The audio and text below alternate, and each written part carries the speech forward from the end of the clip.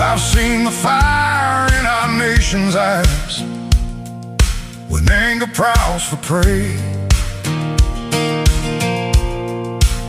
I've heard good people draw their lines and call it holy rage, but the cross was never raised to bless the stones we throw.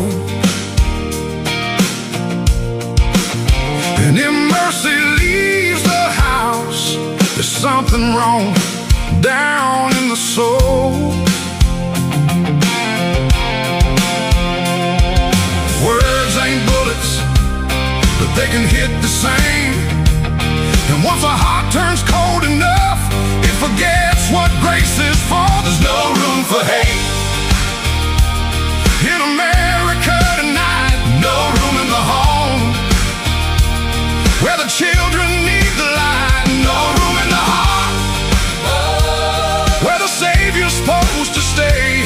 If Jesus owns the house, then hatred don't got no place. No room for hate. No, no room for hate. No room for hate. You can wave a flag above it, you can quote a verse or two, you can dress it up like justice till it almost sounds like truth. But outrage ain't righteous when it changes with the side. And you can't love your neighbor, treating them like they're downrange. We're all image bearers, breath of God and dust. And you don't heal a broken land by teaching it not to trust. There's no room for hate in America tonight. No room in the home where the children need the light. No room in the heart where the Savior's supposed to stay. If Jesus owns the house, then hatred don't got no place.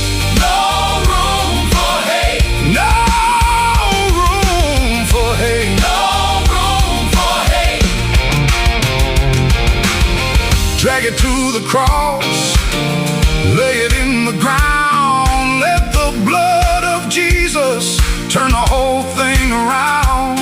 Truth can still be spoken, courage still can't stand, but rage don't get to rule the soul of a faithful man. There's no room for hate in America tonight. No room in the home where the children need the light. No room in the heart where the Savior's supposed to stay.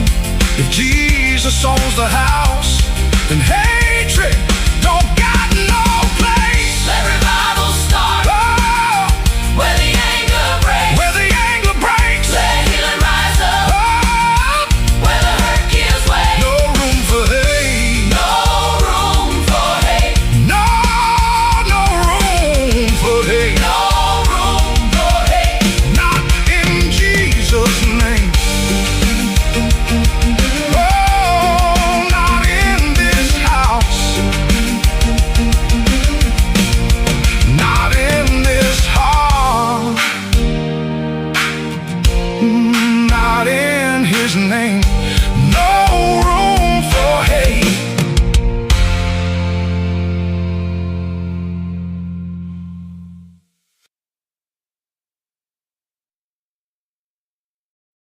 Hello, friends. Do you have a moment so that we may discuss our Lord and Savior monarchy? No, seriously, I'm just kidding. Hi, my name's Rick Robinson. I am the general manager of KLRNradio.com. We are probably the largest independent podcast network that you've never heard of. We have a little bit of everything, and by that, what I mean to tell you is we have news, pop culture, special events, conspiratainment, true crime, mental health shows, drama productions, and pretty much everything in between. So if you're looking for a new podcast home to grab a little bit of everything that you love all in one place, come check us out. You can find us on X under @KLRNradio. You can find us on our Rumble and our YouTube channels under the same names. You can also find us at KLRNradio.com and pretty much every podcast catcher known to man. So again, feel free to come check us out anytime you like at KLR.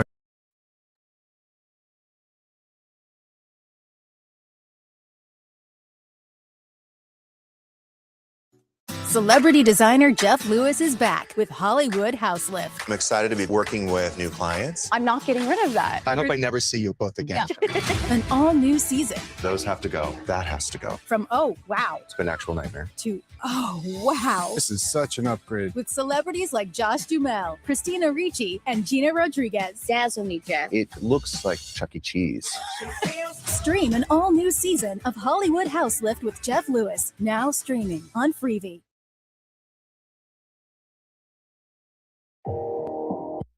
Hi, everyone. This is JJ, the co-founder of Good Pods. If you haven't heard of it yet, Good Pods is like Goodreads or Instagram, but for podcasts. It's new, it's social, it's different, and it's growing really fast. There are more than 2 million podcasts, and we know that it is impossible to figure out what to listen to. On Good Pods, you follow your friends and podcasters to see what they like. That is the #1 way to discover new shows and episodes.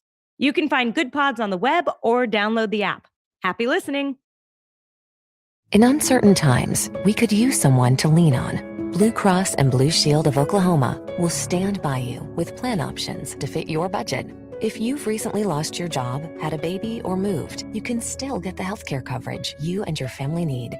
Financial help may be available for those who qualify. Call 855-452-BLUE or visit hereforyouok.com to see if you're eligible to enroll. Blue Cross and Blue Shield of Oklahoma, a division of Healthcare Service Corporation, a mutual legal reserve company. KLRN Radio has advertising rates available. We have rates to fit almost any budget. Contact us at advertising@klrnradio.com.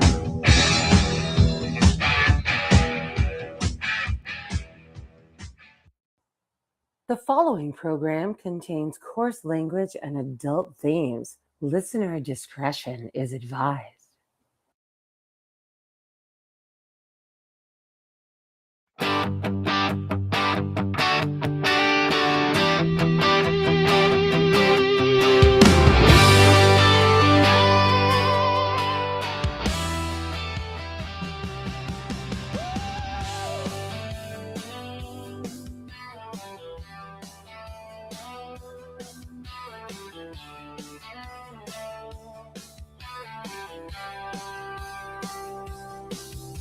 From red dirt roads to the Capitol steps, Rick's calling truth, no time for regrets. Fire in his voice, facts in his hand, talking sense to the heart of this land.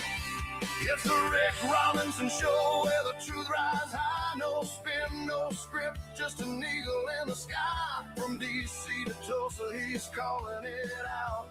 Mic in his hand, yeah, he's got the clout. Heartland Radio, raw and real. Tune in, speak up, and feel what we feel.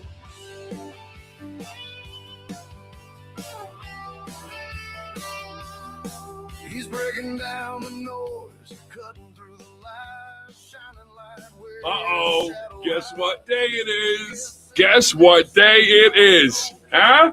Anybody? It is Wednesday, my dudes. Otherwise known as Chat Lives Matter Day, right here live on KLRNradio.com. I am Rick Robinson, opening act and general manager, KLRNradio.com, host of The Rick Robinson Show, and host and co-host of many others because I'm a workaholic. Let's crank this back up for a minute, shall we? from the plains to the power, he's speaking it loud with a mic and a mission that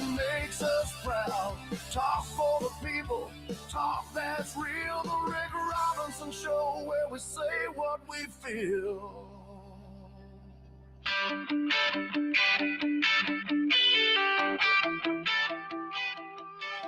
And welcome back into the program, ladies and gentlemen. Donald Trump is in China and CIA is in the hot seat on the Hill over the China virus.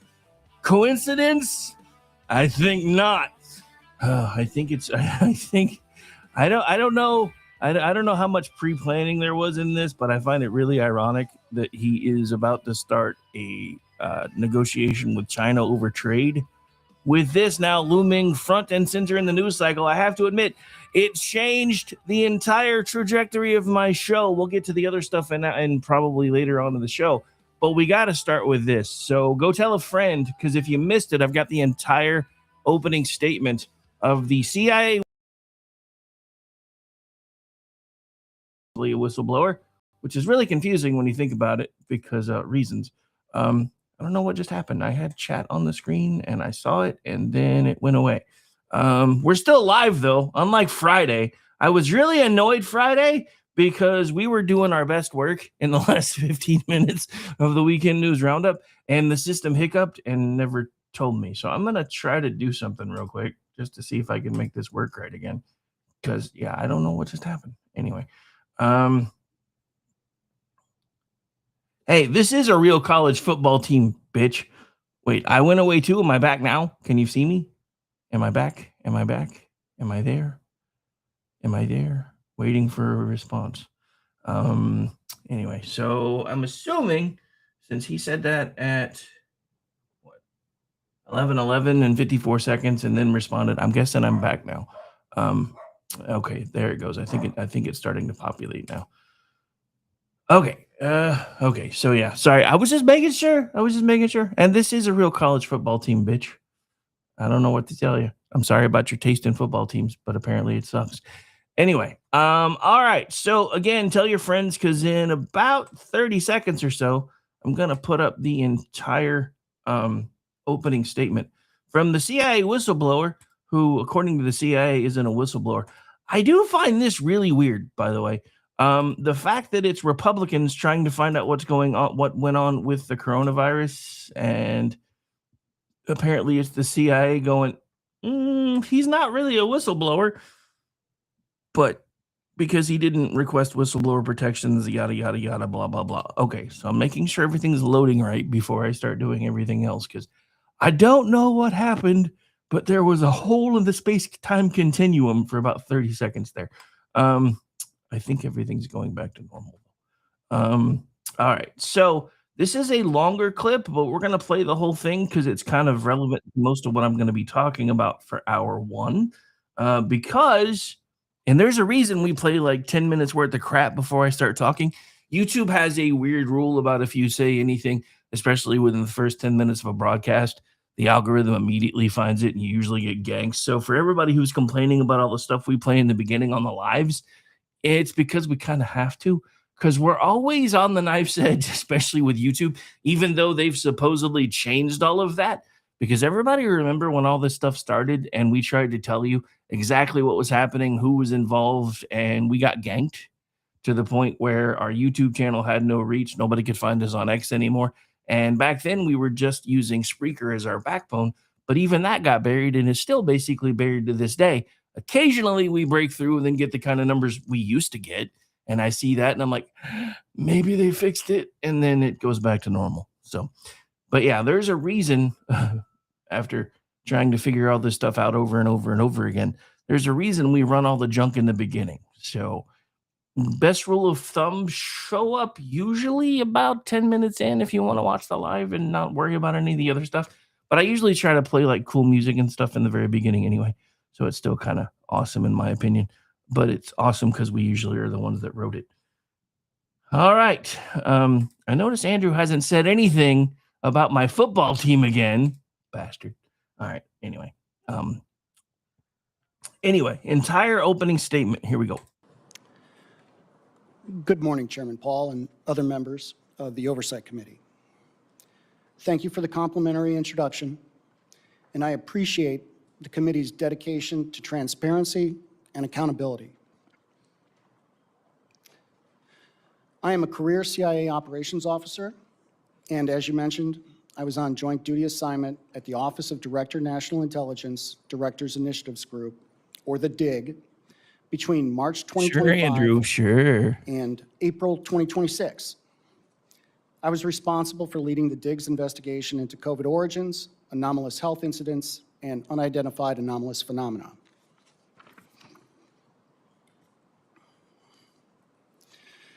I'm here today to discuss the COVID cover-up, the national security implications associated with the DIG's investigative findings, and CIA refusal to comply with lawful oversight, as well as how we remedy these problems.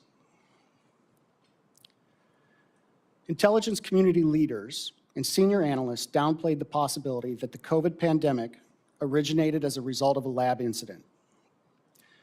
Motives are difficult to define given the scope of the DIG's review. Intentional or not, the IC's actions resulted in a cover-up, wasted resources, and a failure to properly inform policymakers. Public health policy would have been very different had the American public been made aware that a virus from a lab in China was going to serve as the foundation for an emergency use authorization mRNA products being mandated by the former administration.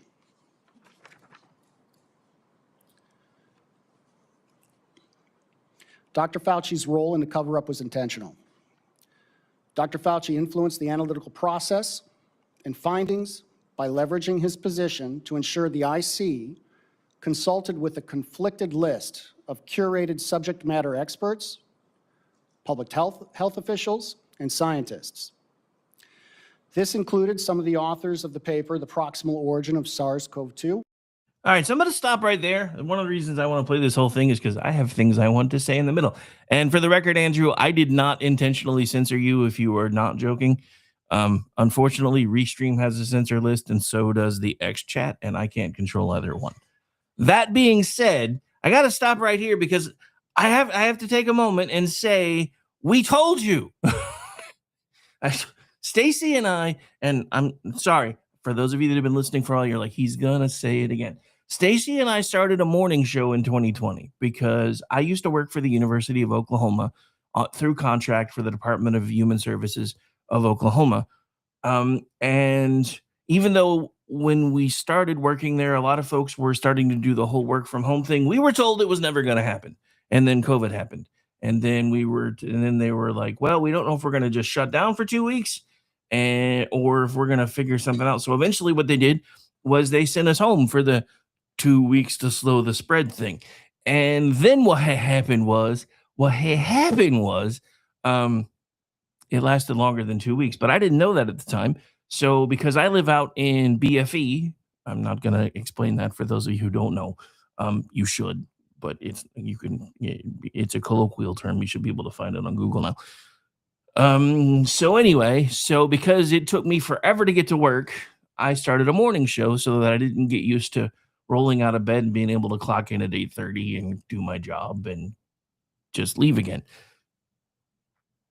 But again, 2 weeks. So for that first 2 weeks, we were hot and heavy trying to tell you guys everything that we were finding. Stacy, who happened to at the time write for PJ Media, is an excellent researcher. And she was doing all kinds of research and telling everybody what she could find, where she found it, where you could go look. And she kept getting smacked down. It got so bad that PJ started having to put her articles behind a paywall so they didn't get ganked. Well, that was around the same time that we got ganked. And part of it was the name. We were having fun with the whole thing because we thought it was only going to last 2 weeks. So the entire, the show, and we had a lot of fun with it, and started playing things like this. And hang on, China is asshole. And had a show called the Kung Flu Spew. Anyway, because that was kind of the whole thing. It was a joke on the masks and everything else. And we started trying to tell everybody what we were able to find. I being me doing a lot of the talking and Stacy doing a lot of the research. And we got ganked. But one of the first things we tried to tell you is what this guy said in the very first, what are we in, 2 minutes and 21 seconds? He said the entirety of what we spent 2 weeks trying to tell you in 2 minutes and 21 seconds. And then, of course, the CIA releases a statement today from their spokescritter that says this guy is not actually a whistleblower. He never applied for whistleblower protections. Why would he? Because the government does a terrible job of protecting its whistleblowers, even though they're the reasons those laws were invented in the first place. He's also only there because he was subpoenaed, probably because you wouldn't have let him off work without the subpoena. And then you said, and we've already admitted this was likely a lab leak. So what's the big deal, y'all? And now we're going to get into the rest of the big deal, because here's the part they're not telling you. But he is. Dr. Fauci knew, and Dr. Fauci steered everybody away from it. So what you're about to hear, because none of the Democrats showed up, but trust me, I'm not trying to pull a trust me, bro. I'm really not. But what you're about to hear from Democrats after this hearing concludes is, let's not forget who the president was when COVID started. Which, anything that you guys want to lay at Trump's feet over this, I'm fine with. I am not a huge fan of Operation Warp Speed. I thought it made sense at the time until I realized that the same person that was, pulling all the strings for this was the same person trying to do the cover-up. So, the cover-up that never happened. Anyway, let's get back to this. Otherwise, this entire clip's going to burn up an hour because I'm ranty today. Anyway, here we go. And other public health experts who have been in his orbit for the last 20-plus years. Some of the scientists were part of the Biological Sciences Experts Group, or the BSEG, an office of Director National Intelligence Advisory Body, whose members often receive considerable funding from NIAID and public health agencies.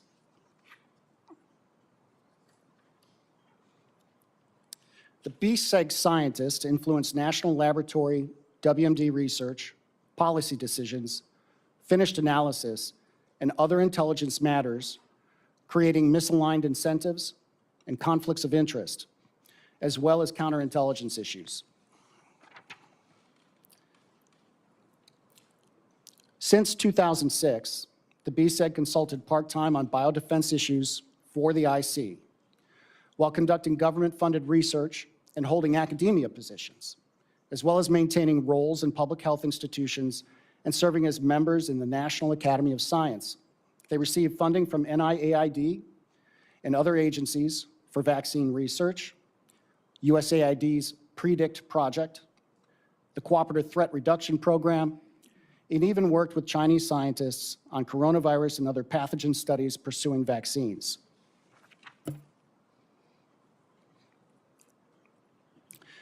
There was no oversight monitoring how this web of relationships influenced research, policy, and public health in any holistic way for over 20 years. In fact, several of the BSEG scientists helped Dr. Fauci rewrite definitions of gain of function in 2015 to lift a funding pause on dangerous research. Still others participated in planning Event 201 in 2019. This was a coronavirus pandemic tabletop exercise, curiously similar to the events that played out during the COVID-19 pandemic. And it was attended by Dr. Fauci and individuals with IC ties like former DNI Avril Haines.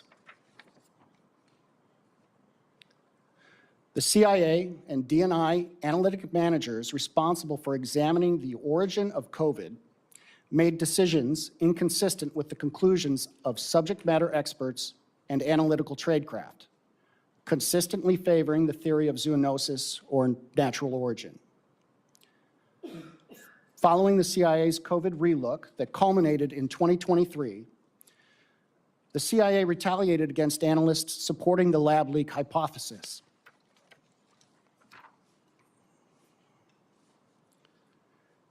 CIA analysts were not bribed.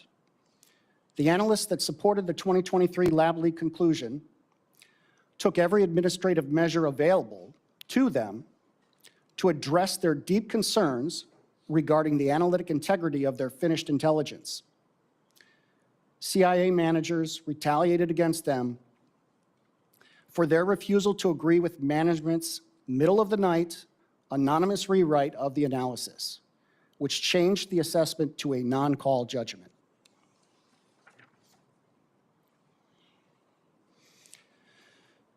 Dr. Anthony Fauci's influence over the IC's COVID origin analysis and the witting and unwitting role some BSEG scientists and IC personnel played in the cover-up exposed why this issue is of deep concern.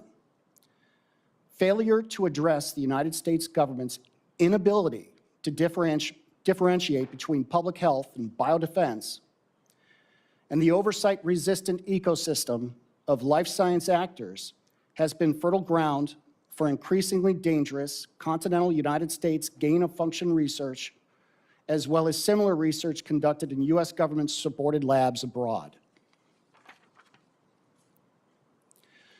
Post-9/11 changes in public health and biodefense roles and responsibilities have blurred the lines between scientists, the military, the intelligence community. It has resulted in a deliberately opaque and excessively redundant biodefense research policy and financial infrastructure, seemingly intended to escalate bureaucratic bloat. This is a national security crisis caused by the inability to provide real oversight.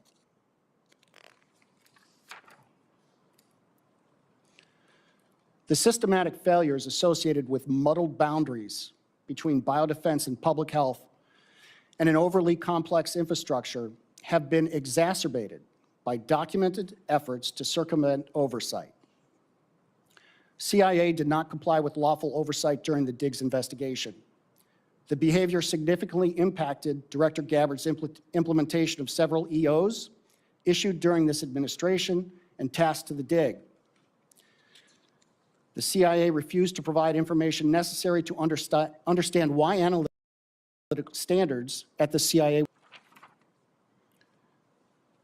The CIA illegally monitored the computer and phone usage of Dig personnel, their investigations, and contact with whistleblowers.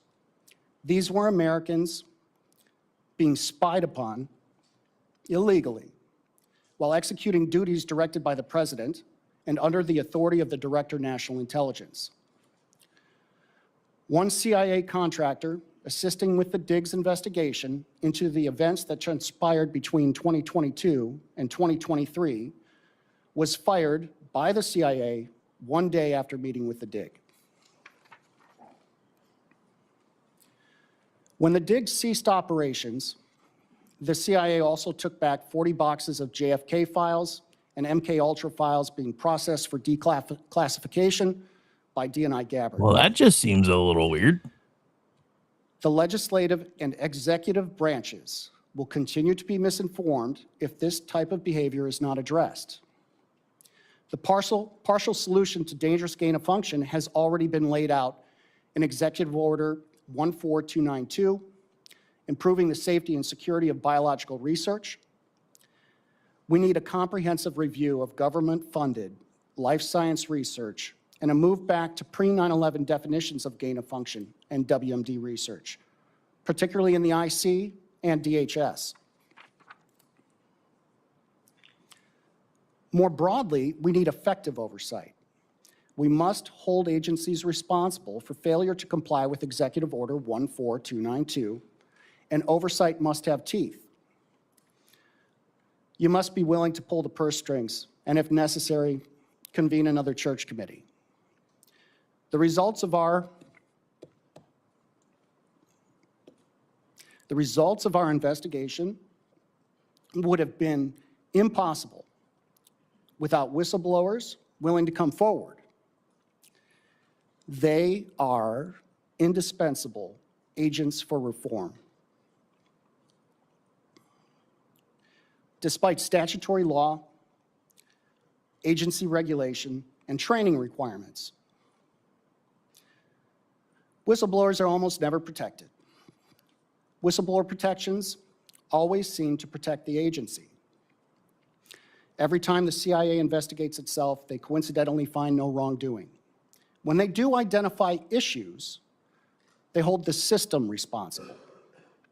That last statement is a verbatim response from a Europe and Eurasia Mission Center lawyer when the CIA Office of Inspector General did identify shortcomings so serious, oversight bodies were holding meetings about it 3 years after the events transpired. It was in response to the question, was anyone held accountable? Apparently, the system is good enough. The only way we solve this issue is with real accountability for failure to comply with executive and legislative branch oversight and an escape valve where whistleblowers can continue to contribute to mission free from retaliation. All IG elements need to be removed from the agencies and fall under a separate entity controlled by the IC Inspector General. The personnel in IG elements should be 1811 certified with regular DOJ and legislative oversight reporting responsibilities. Thank you, and my written statement provides far more details related to these issues. I look forward to your questions.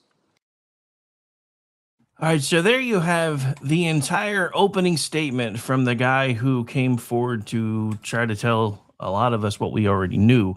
Of course, the media is probably not going to talk about it, and I've got another interesting clip in a second I want you guys to watch, because there were other people that were completely disinterested, and you can actually see it in the shot, but I want to I want to go ahead and take that a step further, so hang on just a second.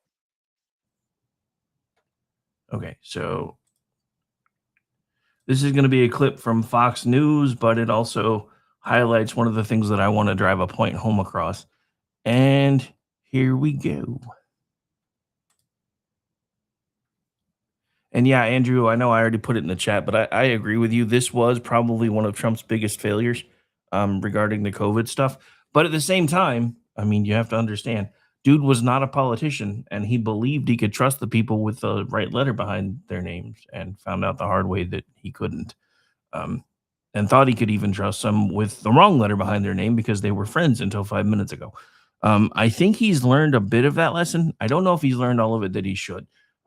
We might not be taking a break this hour because there's just a lot to cover, and we're already at the halfway point. So anyway, here's the next bit. You could see over the left shoulder of Senator Ron Johnson the empty seats of Democrats, and we can show. I mean, look at that room.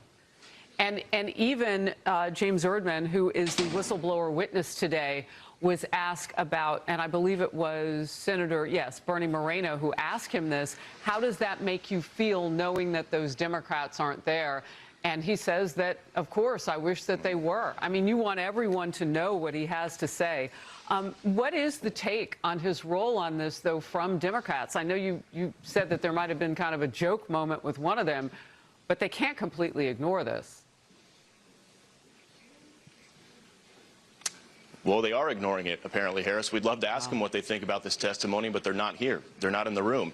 And the witness has given some pretty interesting testimony so far. You know, he's part of the CIA, active member CIA. He said that in August of 2021, the intelligence community was ready to basically declare that this the COVID-19 pandemic began as a leak from that Chinese lab in Wuhan. And then the witness says that Dr. Anthony Fauci injected himself into those discussions, into the intelligence community, and was able to influence those conversations. Wow. Change from the potential lab leak theory to just a neutral theory. So we'll see what else he says in there today.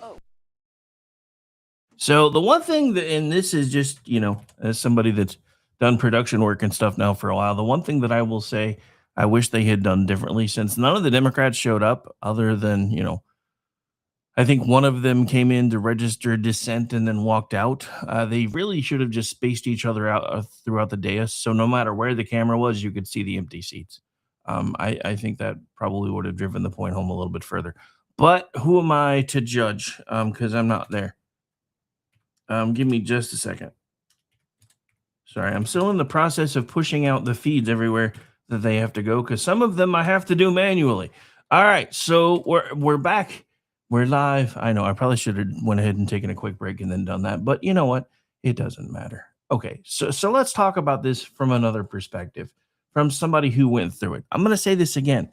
Now that all of this stuff is starting to come out, if I were a medical professional unduly impacted by the fact that I was trying to be honest with people about what was happening with COVID and what could actually help them, I would find an attorney, like now. Here's the thing. Look, I get it. We as Americans are inherently distrustful of our government. And a lot of us stay that way no matter who's in charge. But there are folks who believe all of the propaganda. And when I say propaganda, I want to remind you guys that there are people that were embedded with Hollywood until Hollywood basically burned down. Thank you, Karen Bass, for that. Don't necessarily even mean that tongue in cheek.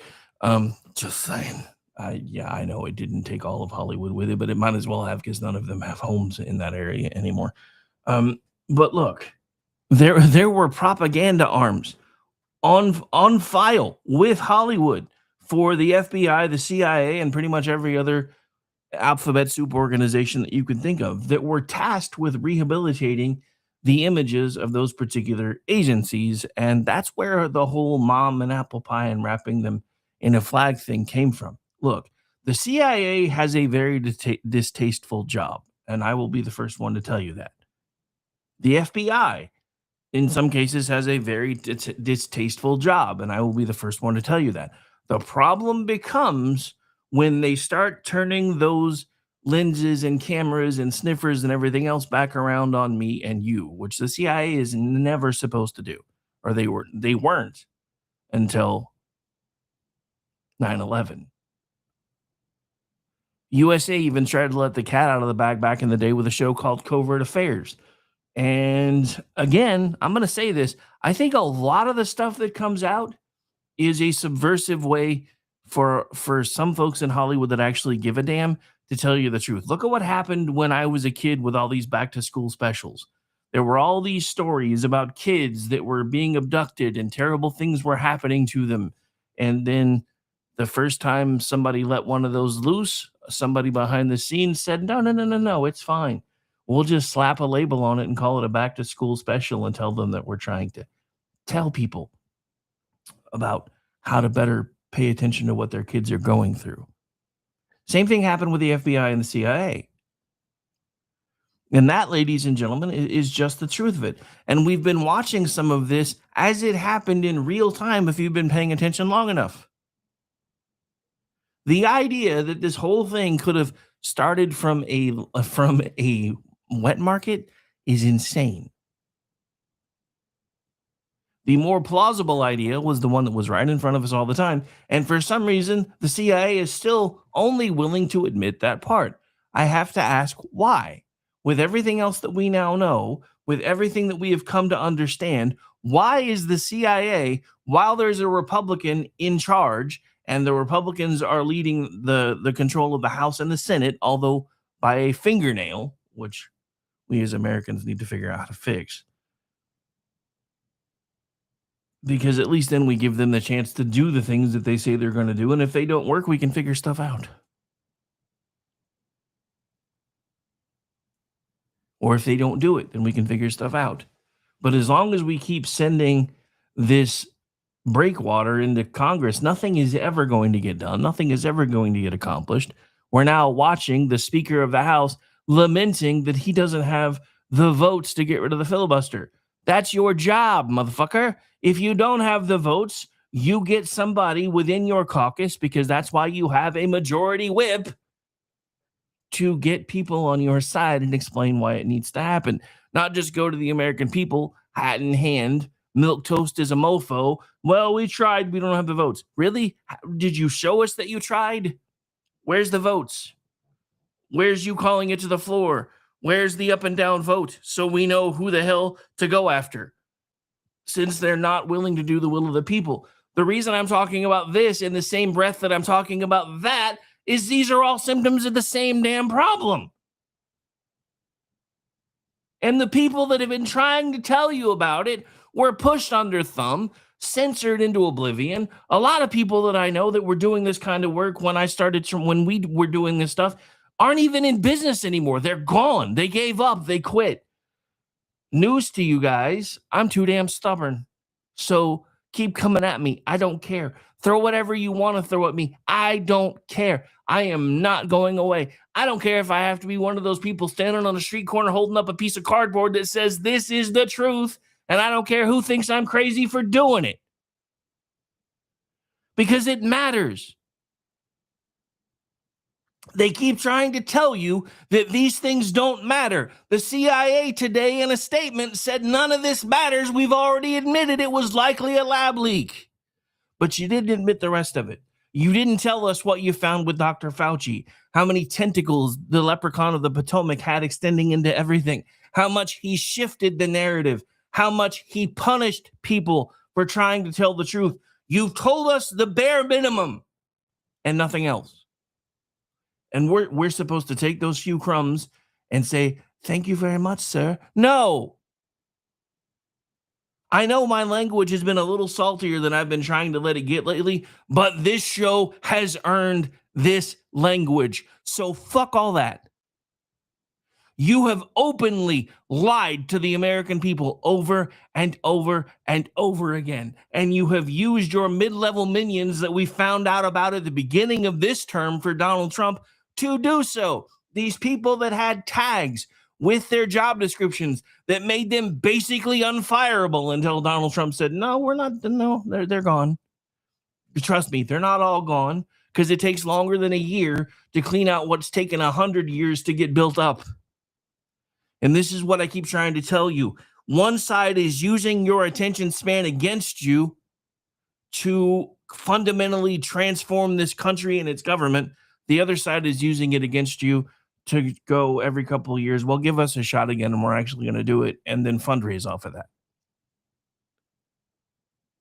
None of this was a quick process. A lot of the progressive subservience or subversiveness has been happening over the last 100+ years.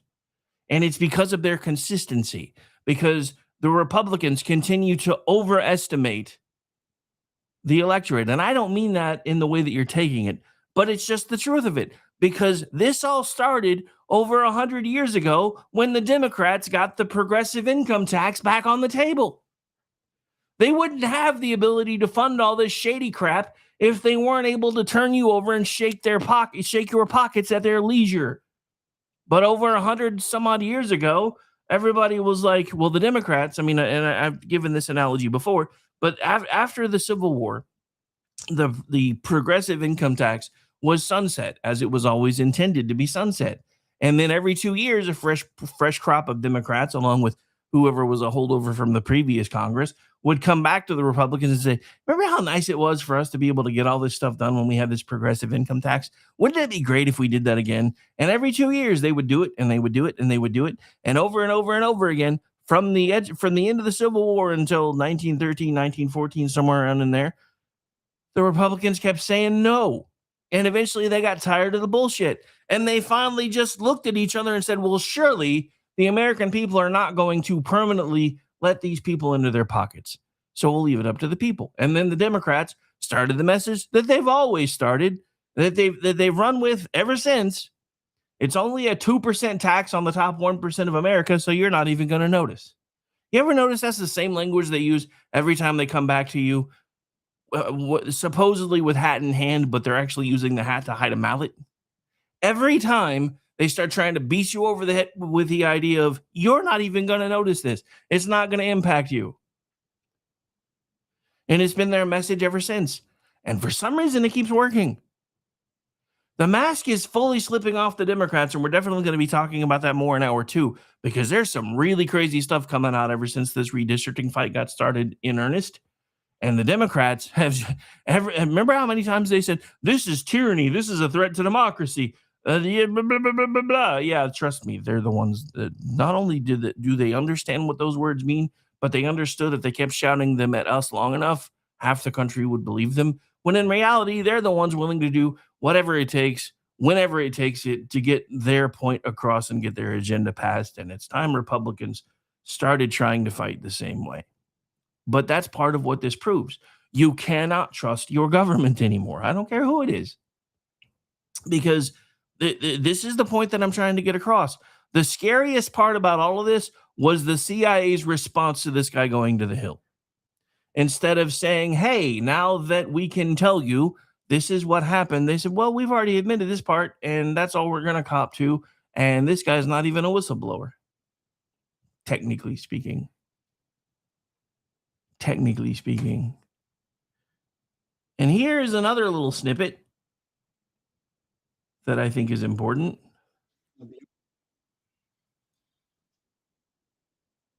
Hang on a second. I'm fighting with my system. This is not a very long clip, but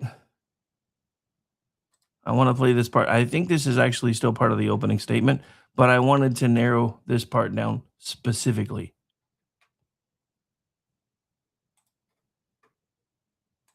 But your conclusion is that changing from the scientific consensus of it being from a lab to a neutral position by the CIA was significantly influenced by Anthony Fauci? It was significantly influenced by Anthony Fauci's injecting himself into the IC.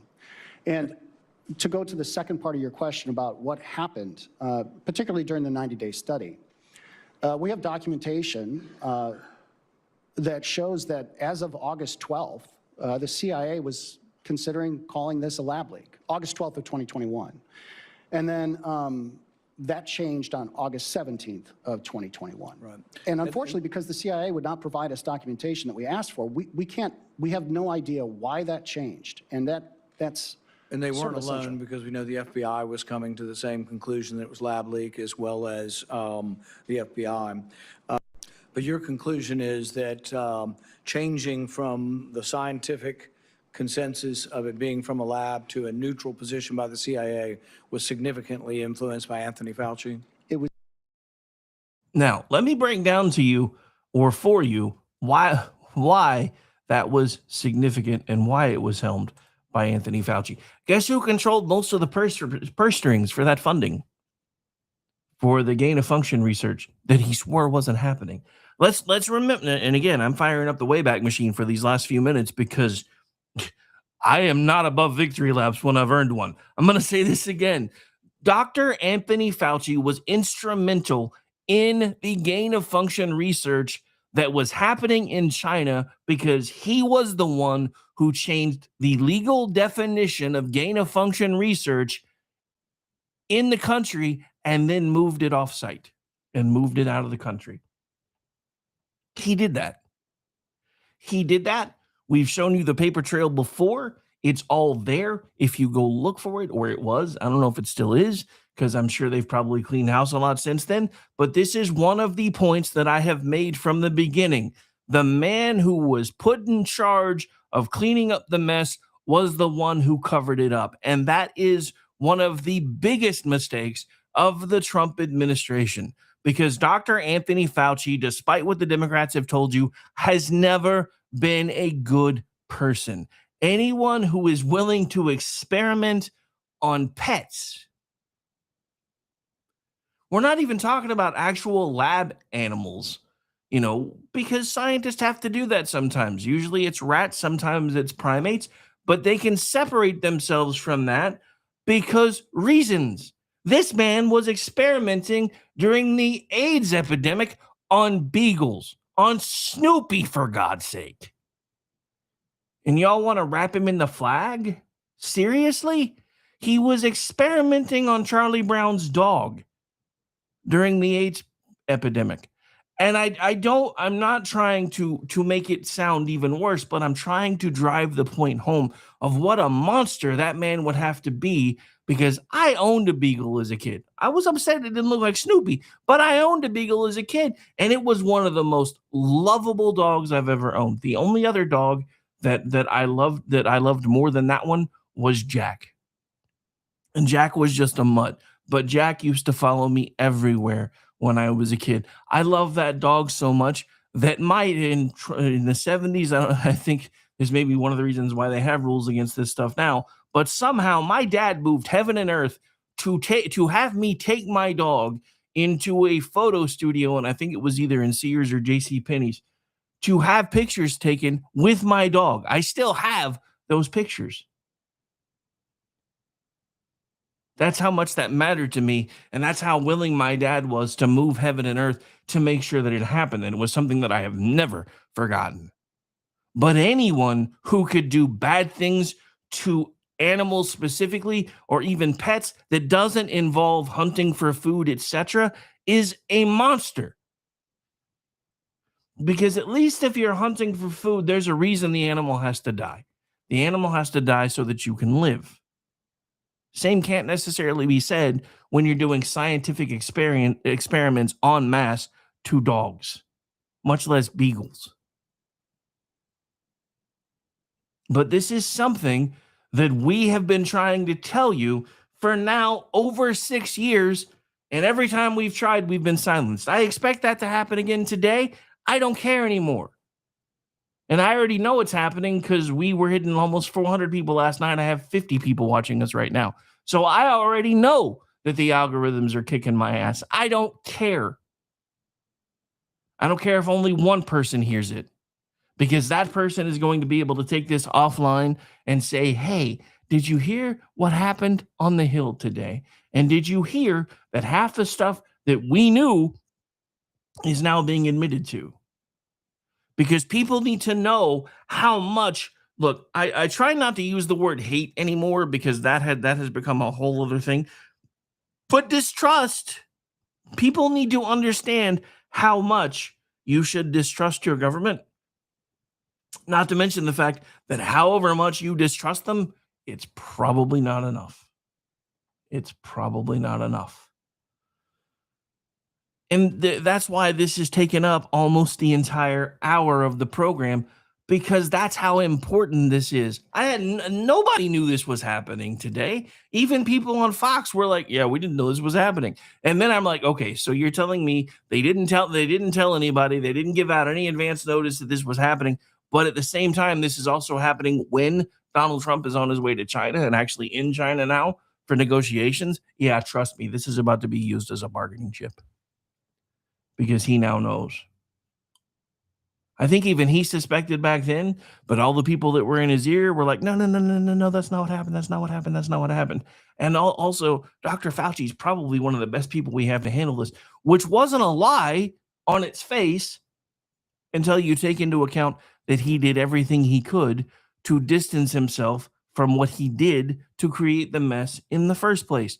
If Dr. Anthony Fauci is not in handcuffs within the next 2 years, because trust me, it'll take them that long to make it happen, then I'm going to be pissed. It should have happened already. I'm going to be honest with you.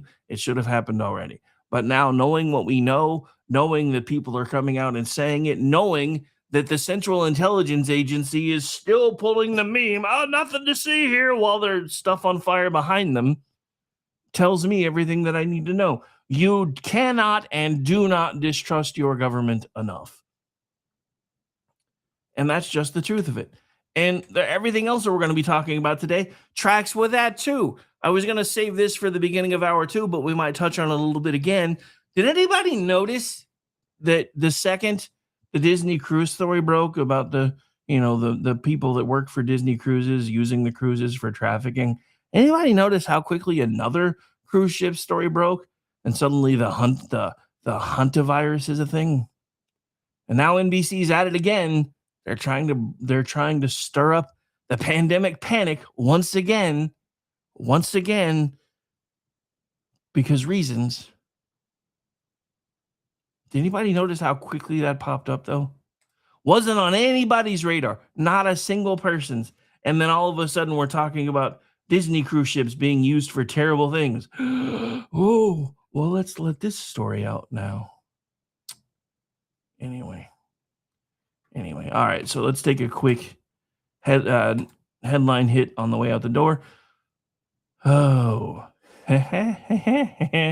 so it looks like Bob Hoge finally put out a story about this.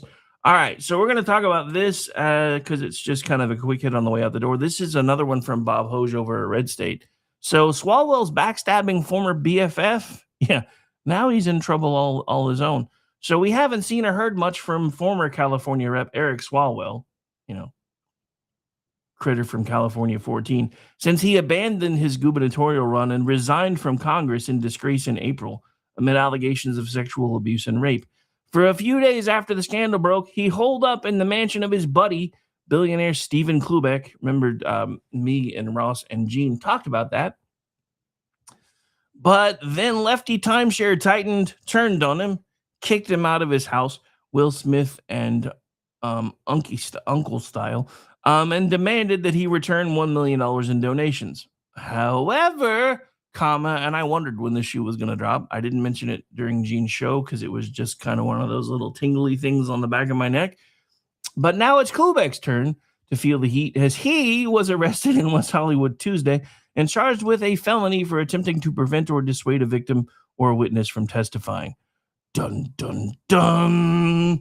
West Hollywood deputies arrested Klubeck after he turned himself in following a warrant issued for his arrest. The California Post can and has confirmed he was released on a $300,000 bond. Seems kind of cheap for a billionaire. At 1:17 p.m. Tuesday after being held there since around 11 a.m. that day. The circumstances surrounding the charges are currently unclear, or where the warrant was issued out of is also unknown at the point. If convicted of the felony charge, Klubeck could face up to 4 years in prison. Klubeck was handcuffed and taken into custody by Los Angeles County Sheriff's deputies in West Hollywood late Tuesday morning, and we've already touched on that part. His spokescritter quickly proclaimed his innocence, saying, "These charges are false, and we look forward to our day in court." Klubeck has an, shall we say, interesting history of his own, and was recently in a relationship with a former Penthouse pet, lucky bastard, who is accused of scheming to defraud wealthy men. Well, maybe not so lucky bastard. She's been charged with multiple felonies, including grand theft, burglary, and unauthorized use of personal identifying information. He also has bad taste in candidates. For a short time, Klubeck was among the crowded field running for state governor, but he bowed out in November, announcing on CNN that he was throwing his support, as girthy as it was, behind then Congress critter Eric Swalwell.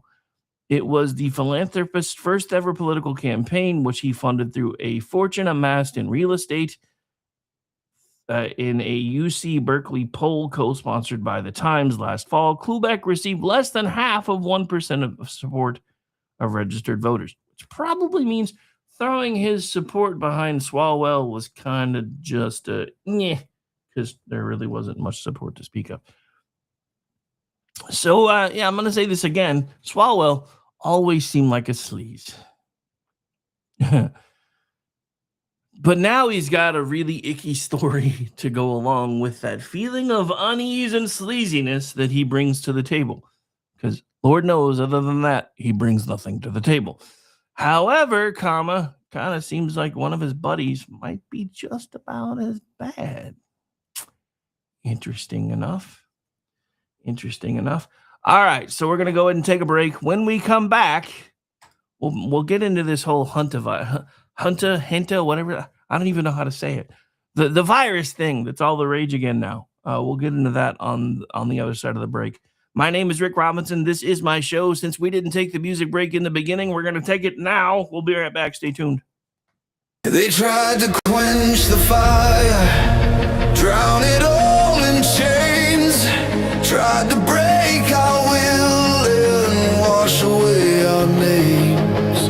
But every spark they buried only fed the flame. Now the cry of freedom's roaring through the rain. Hear the cry of freedom on the winds of change. Every voice united, breaking every chain.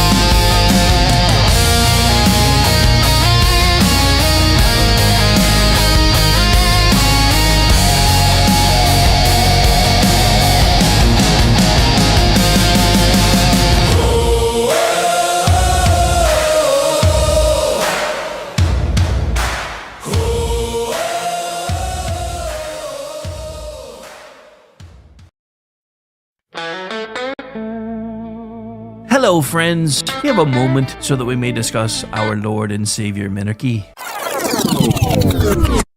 No, seriously, I'm just kidding. Hi, my name's Rick Robinson. I am the general manager of KLRNradio.com. We are probably the largest independent podcast network that you've never heard of. We have a little bit of everything, and by that, what I mean to tell you is we have news, pop culture, special events, conspiratainment, true crime, mental health shows, drama productions, and pretty much everything in between.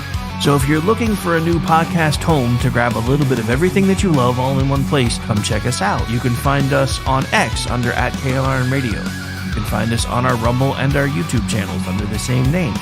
You can also find us at KLRNradio.com and pretty much every podcast catcher known to man. So again, feel free to come check us out anytime you like at KLRN.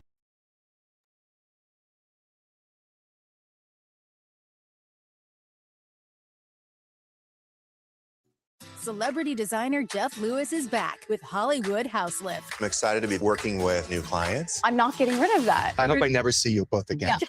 An all-new season. Those have to go. That has to go. From oh, wow, It's been an actual nightmare. to oh, wow. This is such an upgrade. With celebrities like Josh Duhamel, Christina Ricci, and Gina Rodriguez. Dazzle me, Jeff. It looks like Chuck E. Cheese. Stream an all-new season of Hollywood House Lift with Jeff Lewis, now streaming on Freevee.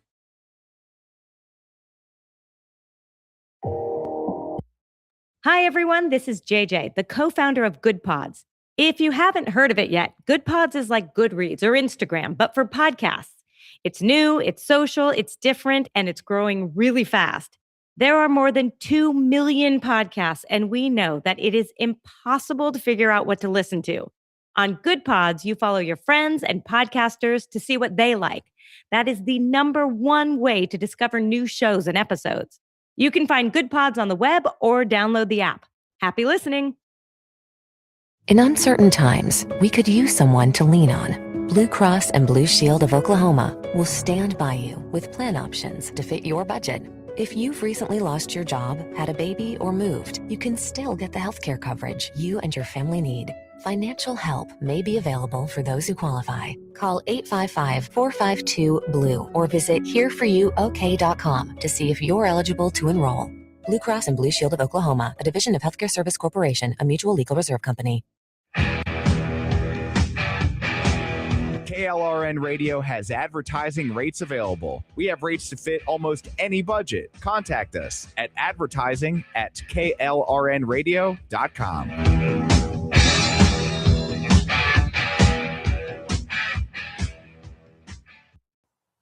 The following program contains coarse language and adult themes. Listener discretion is advised.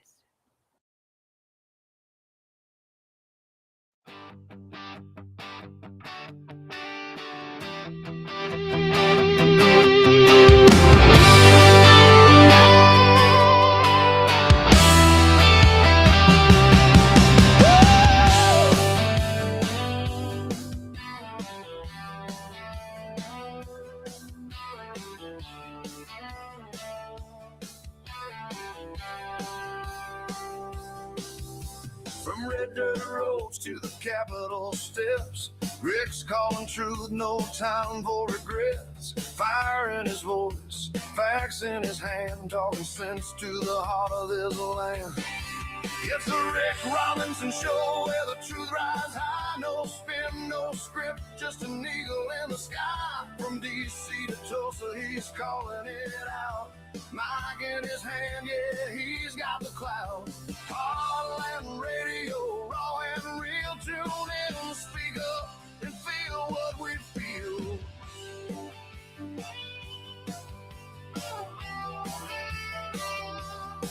He's breaking down the noise, cutting through the lies, shining light where the shadow hides. With guests in the mix and callers on cue, he's a voice for the many, not the few.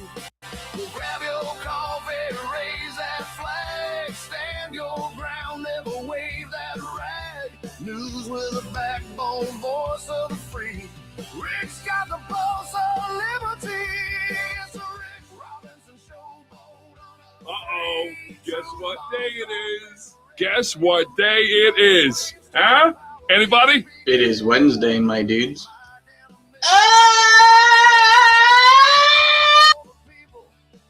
Otherwise known as Chat Lives Matter Day, right here live on KLRMradio.com.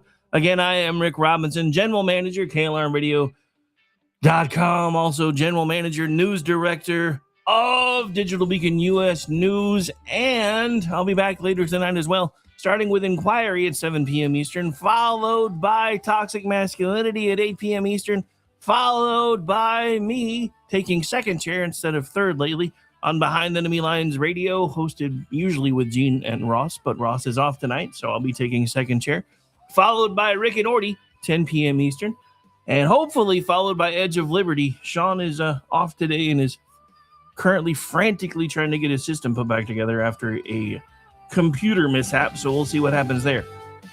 Anyway, let's get back into the program right about now. Sorry, I had to turn that bit up again for just a second. Anyway, so hopefully you're following the instructions at the bottom of the Chiron for the few of you that are finding us today. Yes, the algorithm hates us, and I had a feeling when I started talking about the topic that we talked about in hour one that it was going to be even worse than usual, and I wasn't too far off. So we're kind of joking about trying to take over the world. Now, the world of the media, maybe world in general, not so, no, not really. I don't want to be in charge of all that. It's a mess. Have you noticed?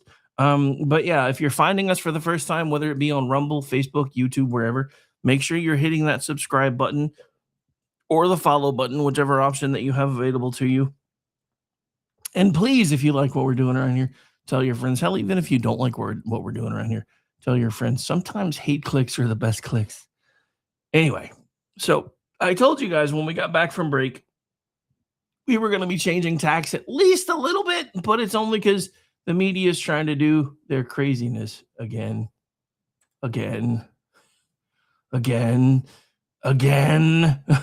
Because, yeah, so COVID's back in the news thanks to this CIA whistleblower on the Hill. However, it was already kind of trying to show back up in the news again because of the story that broke the other day about suddenly, as soon as Disney got thrown under the bus and like, hey, remember that when the news story broke that there were employees on the Disney cruise lines that were apparently involved in human trafficking? That seems a little sketch. But then all of a sudden this story broke. So here we go. So after a full hour on COVID accountability, what government knew, what agencies said, what they didn't say, and what Americans were told to stop asking. Let's talk about why that still matters right now, because while Congress is digging through the wreckage of the last pandemic narrative, parts of the media, looking at you, NBC, already seem to be warming up the next one. The hantavirus is real. The Andes strain can be dangerous. People have died in this outbreak. Nobody needs to pretend otherwise. But CDC says there are no confirmed U.S. cases tied to this outbreak yet. I wonder when that's going to change. The risk of the American public is extremely low, and the risk of a pandemic is also extremely low. That should, you would think, calm everyone down. Instead, some outlets appear to be reaching for the old pandemic panic button like it's muscle memory.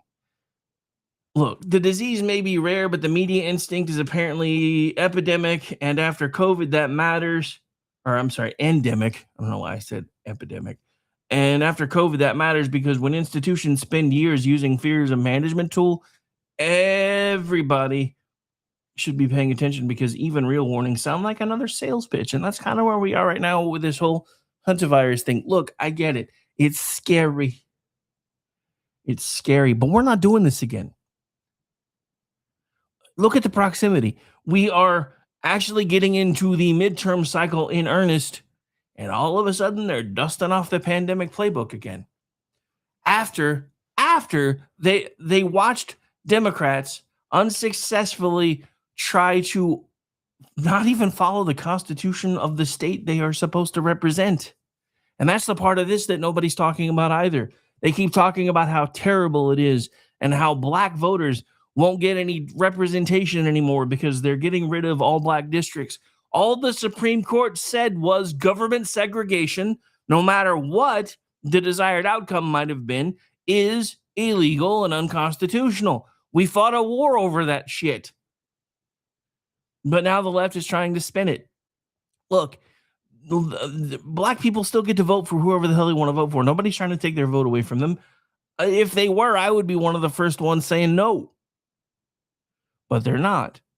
And I'm going to say this again. One of the things that showed me exactly how bad this still is and how much it's a they problem was when you had a woman of color arguing in front of the Supreme Court representing the American Civil Liberties Union, stating that they need these specialized districts because white Democrats don't vote for black Democrats.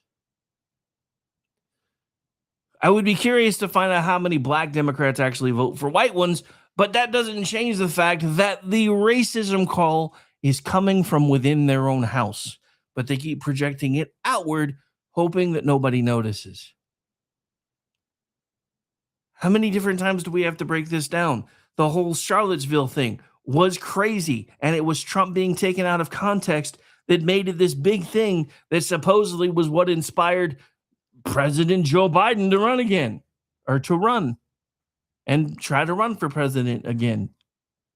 Now we add in the SPLC angle and the fact that the guy that was responsible for throwing all that together was in a group chat with them. And it adds an entire different layer. But all of this ties together. I didn't intend it to be, but this is turning into one of those 6 degrees of Kevin Bacon kind of shows, because this is what we're finding out. Government agencies will lie to you to push their narrative. Shocking absolutely no one.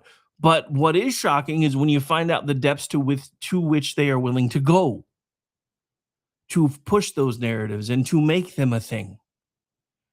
That should terrify each and every one of you, especially with what we're uncovering now. What we're uncovering now, I'm not even talking about the COVID stuff anymore. I'm talking about the other stuff. After this decision from SCOVA, the Supreme Court of Virginia, you had Democrats actively calling to lower the retirement age of the justices so that they could unseat most of them. Who is it that's acting tyrannical at this point? Because it's not Republicans. The funny thing is, as pissed off as I am about John Thune not doing his job, he's showing you how this is technically supposed to work without the receipts, which pisses me off, because if he had put it up for a vote and said, see, I tried, we couldn't make it happen. You know what? I'd throw my hands up in the air, but then I'd start reviewing who voted no and start pushing wherever those people are to have them unseated so that it could be fixed again in the future, potentially. That's why I want the receipts. But he's showing you how this is supposed to work. They get sent to Congress. They get sent to the Senate. Now, again, these people are supposed to be following the will of their constituency. And this is, again, supposedly anywhere from an 80-20 to an 85-15 issue. So how it is they don't have the votes, that's something that everybody's individual Senate folks should be having a talk with their senators for. Because if they're not following your vote or your voice, why are you sending them? But you can't, because nobody's willing to give you the receipts. But the Democrats don't even do that. When they don't get what they want, they break it until they fix it in their image again. That's what they started talking about doing with the whole Virginia Supreme Court thing. And that's not the only time. You had during Tennessee's redistricting hearings, you had Democratic folks in their legislature acting like total morons, to the point where Tennessee has not only censured them, but removed them from their postings. Why do the big boy Republicans not act that way? That, again, should be a question you ask of your Congress critters and your senators. Because Democrats are allowed to show their ass all the time on Capitol Hill, and they do. They show their ass by not showing up. You know what? Once a meeting is called of a specific cabinet and those folks choose not to show up, then they should be unseated, period, end of sentence, full stop, don't give a shit. Because then we get rid of the performative bullshit on both sides. Oh, I'm not going to this hearing because it's just a show. You know what? That should be the primary reason that you're there then. So that you can point out to your constituency what a farce this is. The fact that you choose not to show up tells me that you don't want to be on that committee anymore, and you should lose your seat. And I don't care if it's an R or a D. Because if you're not doing the job you got sent to Washington, D.C. to do, why the hell are you still there? And this is the point that I've been trying to make now for a long time on all of this. Every single bit of it. They are not doing their jobs over and over and over again, and yet we keep sending the same people back. Then you've got this whole thing with Massey. Massey is somebody, dude, I used to respect Thomas Massey. I was trying to jump through all kinds of hoops to get him to do my shows when I realized that he would just, go on to X Spaces that he was invited in. I really wanted him on my shows. Now I'm glad he never answered me. Because I don't recognize him anymore. And I don't just mean because of his glow up since his wife's death. I don't recognize him anymore because he's become one of those, I'm going to say all the right things and tell you what I'm going to do and then come back to you when I don't get them done and say, because I couldn't get these things done, it's not my fault. Give me some more money so I can get them done. He just put out a post the other day talking about how proud he was that so many outside of Kentucky donors were lining his coffers. Wasn't he just about a year or so ago, talking about how money being flooded in from outside states to influence elections was a bad thing? Because I remember, and I'm pretty sure Pepperidge Farms does too. But now that it's on his side, now that he's getting the money that he thinks he needs, it's going to be awesome. It's awesome because it's him. It's awesome because it's him. Bear with me a second. I thought maybe I didn't have that. There was a link going around of someone who's accusing him of some crazy, crazy stuff.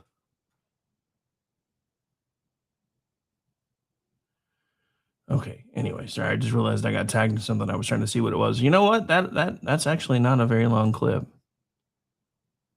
Speaking of behind the enemy lines, let's do a little bit of a promo, shall we? Why not? We can do those things. But yeah, so this is a clip from one of the recent Behind the Enemy Lines episodes, which I will be on tonight at 9 p.m. Eastern time, all over the YouTubes and the X's and all the aboves. And now I out of habit, I clicked over to YouTube. All right, here we go. For the naysayers that are saying, Trump is losing his grip and, the big tent is collapsing, there comes a time between, when you have to figure out, do we want the big tent or do we have to clean house every once in a while? And Trump is in the process of cleaning house and getting some vengeance. Like, who did we lose over the last few months in the big tent? I'll just rattle off a few names real quick. Thomas Massey, never votes for Republicans, who cares? Liz Cheney before that, who cares? MTG, fucking crazy. Candace Owens, even more crazy. Tucker Carlson, attacked by demons. And fucking Nick Fuentes, who now admits he's a Democrat. So you know what? I'm all for this, man. Vengeance, clean house, get rid of some of these rhinos, and let's go full steam ahead into the midterms and let the chips fall where they may.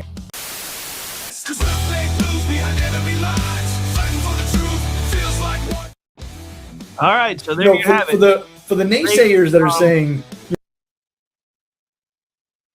All right, hang on. Having a technical issue in my ears.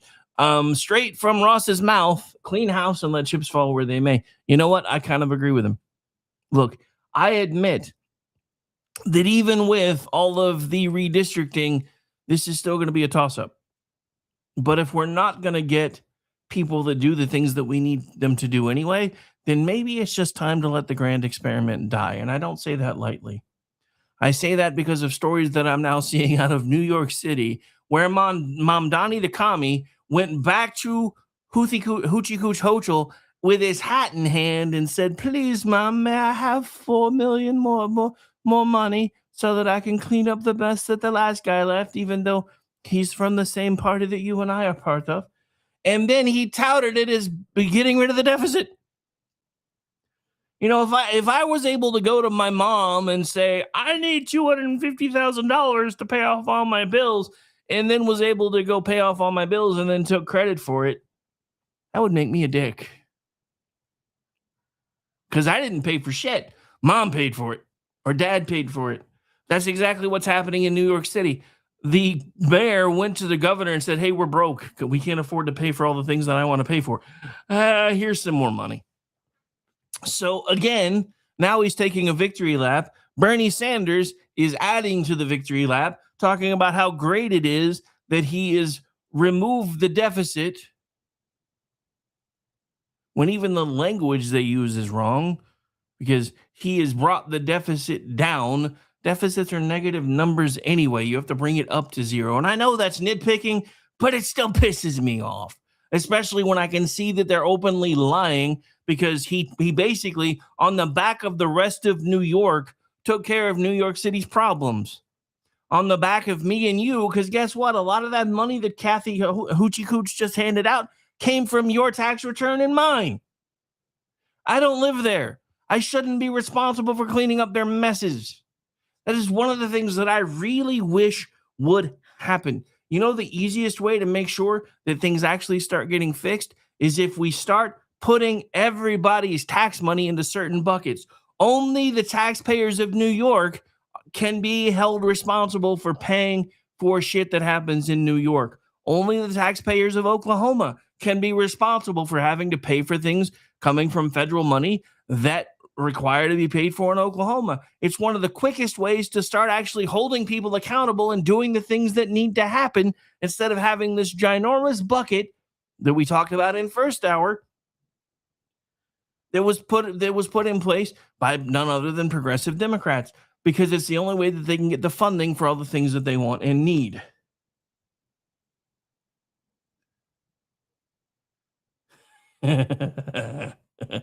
Nice one. I see you getting past the censors. I'm going to fix it for you while I put it on the screen. So according to Andrew in the chat, and he wasn't able to use a specific word, if you capitalize it, it works because it's actually a name still. But Mamdani being a dick is not surprising, because he doesn't have one otherwise. Which is a true statement. All right, so I know I got on a bit of a sidetrack, but again, this is kind of that whole 6 degrees of Kevin Bacon kind of thing, because if you don't distrust your government, why are you listening to me? Just saying. So remember that redistricting fight we were talking about? Get ready for more Democratic weeping and gnashing of teeth if it's not already happening. According to Red State, the Missouri Supreme Court issued unanimous rulings Tuesday that keep Missouri's 2025 congressional map in place for the 2026 midterms, rejecting both the compactness challenge and the argument that merely filing referendum petitions automatically suspended the law. So that actually checks out with local reporting. According to KMBC, they reported the Missouri Supreme Court upheld the new 2025 map and said challenges failed to prove it violated Missouri's compactness requirement. The court also held that simply submitting petitions didn't check all the boxes that automatically freeze the map before signatures are verified. So this brings us from public health panic to political panic, because once people learn that fear can move policy, they start using it everywhere.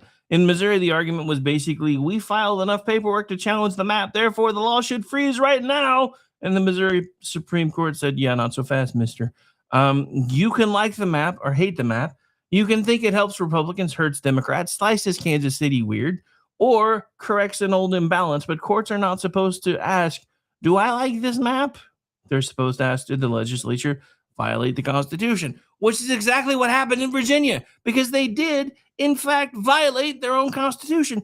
And the scariest part about watching Democrats completely lose their shit about violating the Virginia Constitution is they're the reasons it was a violation of the Virginia Constitution.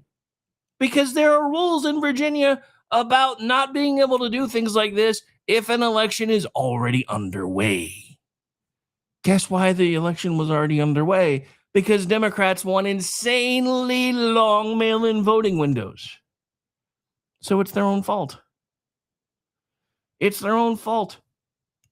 Missouri Supreme Court just gave us another reminder that courts are not supposed to be political map drawing commissions with robes. The new Missouri map is expected to lock in a 7 Republican, 1 Democrat congressional layout for 2026. I'm surprised the Republicans left them 1 at this point, but hey, Democrats and activists hate it. Republicans love it. The part that I'm saying is just because the maps got redrawn to favor Republicans, we're not taking anybody's right to vote away. So don't just assume that just because the map favors it, that all of a sudden everything's going to turn red, because that doesn't always work. I do know this, and it took me some research to figure it out, because one of the things that bugged me was watching CD5 in Oklahoma turn blue in the midterms of Donald Trump's first term, and I couldn't figure out how or why. And then I did some research. That was one of the last times that the was it the midterms? Maybe it was or I think it was Biden first term, because it was post COVID, but only barely.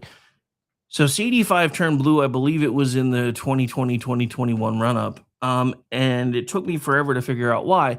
That was because that was one of the last times that ballot harvesting was actually considered legal in Oklahoma. So you had a bunch of folks with D's behind their names going to nursing homes and everywhere else going, we will help you make sure you get to vote because of this hard time, blah, blah, blah, yada, yada, yada. Funny thing is, she only lasted 2 years. And once the ballot harvesting went away, guess what stopped? But again, this goes back to everything that I'm talking about. If you don't distrust your government by now, why are you listening to me? Anyway, so again, the map is expected to lock in 7-to-1 ratio, but the court's job was not to decide whether the map made everybody feel warm and fuzzy and all represented and stuff. The court's job was to decide whether the map clearly violated the Missouri Constitution requirements for compact, contiguous, nearly equal districts, and the challenges did not, in point of fact, clear that bar. Then came the referendum argument. Activists basically said, we dropped off the petition, so the law should be suspended for right now. The court said, nah, not really. You do not freeze the law simply by delivering boxes that purport to contain signatures. Those signatures have to be verified. Otherwise, anybody with boxes, clipboards, and enough righteous indignation could suspend legislation before anybody knows whether the paperwork is valid. That's not democracy. That's government by FedEx. So, yeah. And that's the theme running through today's show, whether it's COVID, public health panic, intelligence agencies, vaccine records, or redistricting fights. The American people are tired of being told to trust outcomes, whether institutions play games with the process. Show the work. Looking at you again, John Thune. Follow the rules. Count the signatures. Release the records. Then we can argue like Americans. Loudly. Probably in some cases very badly, but at least on the same page with as much information as can be made available. I know it's a hard concept to think of. I've said this for years. Sunlight is and always has been the best disinfectant. Now, here's to this one, because this goes back to the same tie-in of you can't really trust the government well enough. So he just said the quiet part out loud in a clip that I just found. So I'm working on getting that up and ready to go. It's not a very long clip, but again, apparently it's a good bit of the quiet part out loud, because John Brennan suddenly weighing in on some stuff, interestingly. And here we go. He has succeeded largely in turning DOJ and the FBI into political arms of his political operation. What still exists in the system to slow that down?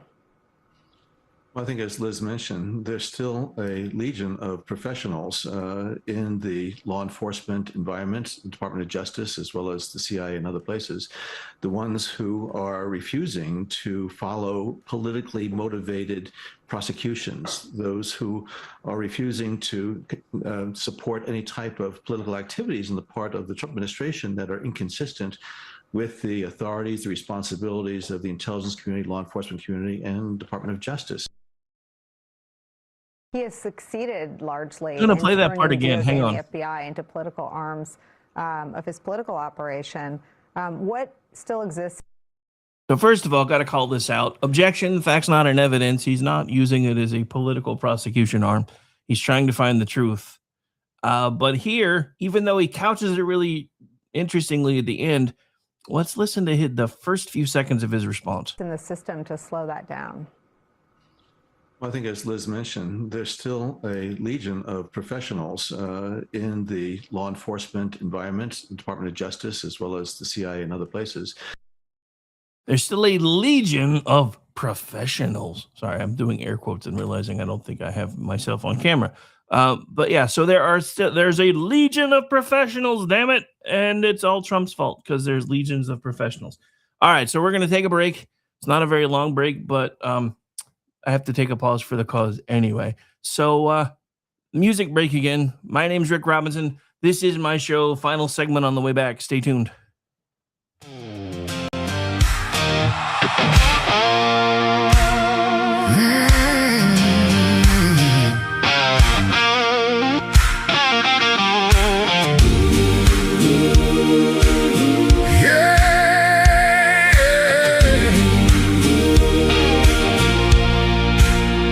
I've seen the fire in our nation's eyes when anger prowls for prey.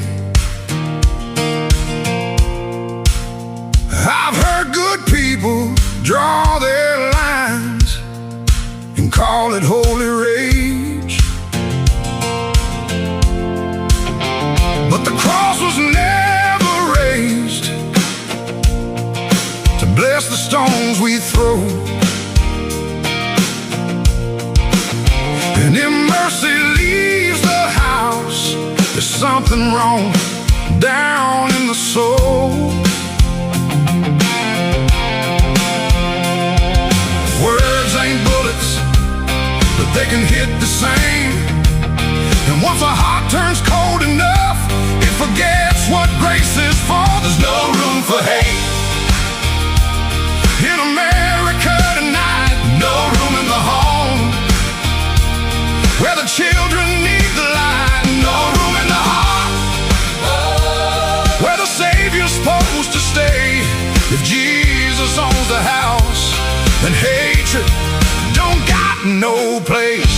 No room for hate. No room for hate. No room for hate. You can wave a flag above it. You can quote a verse or two. You can dress it up like justice till it almost sounds like truth. But outrage ain't righteous when it changes with the side. And you can't love your neighbor, treating them like they're downrange. We're all image bearers, breath of God and dust. And you don't heal a broken land by teaching it not to trust. There's no room for hate in America tonight. No room in the home where the children need the light. No room in the heart where the Savior's supposed to stay. If Jesus owns the house, then hatred don't got no place. No room for hate. No room for hate. No room for hate. Drag it to the cross, lay it in the ground. Let the blood of Jesus turn the whole thing around. Truth can still be spoken, courage still can stand, but rage don't get to rule the soul of a faithful man.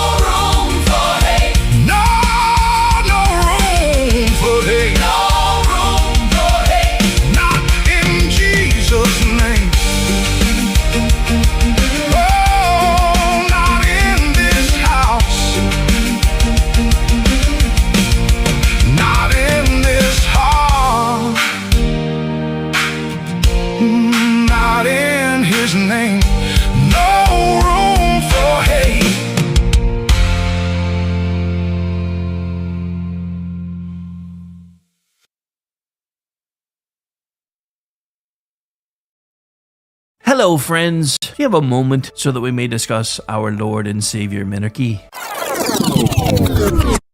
No, seriously, I'm just kidding. Hi, my name's Rick Robinson. I am the general manager of KLRNradio.com. We are probably the largest independent podcast network that you've never heard of. We have a little bit of everything, and by that, what I mean to tell you is we have news, pop culture, special events, conspiratainment, true crime, mental health shows, drama productions, and pretty much everything in between. So if you're looking for a new podcast home to grab a little bit of everything that you love all in one place, come check us out. You can find us on X under @KLRNradio. You can find us on our Rumble and our YouTube channels under the same names.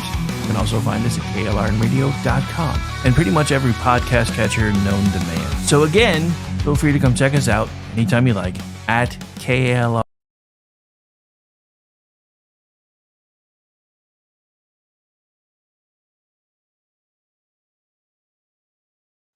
The following program contains coarse language and adult themes. Listener discretion is advised.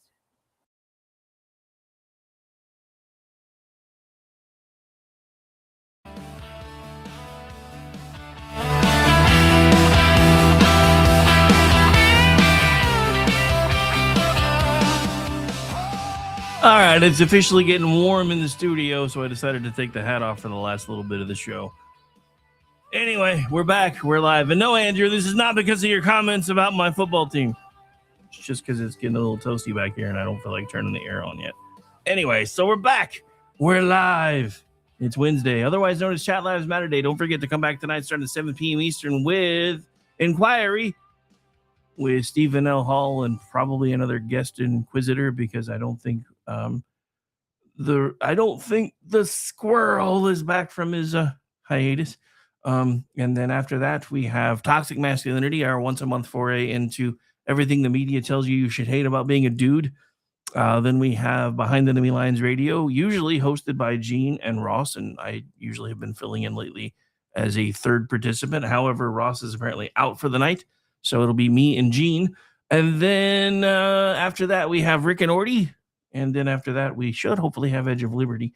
So I'll be working again until about midnight or so tonight. Hopefully you guys will join us and have some fun in the process.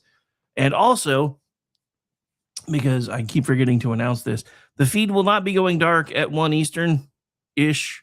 The vice president will be giving one of his first ever fraud updates now that he's basically been put in charge of all the fraud stuff. So we're going to carry that for as long as it runs.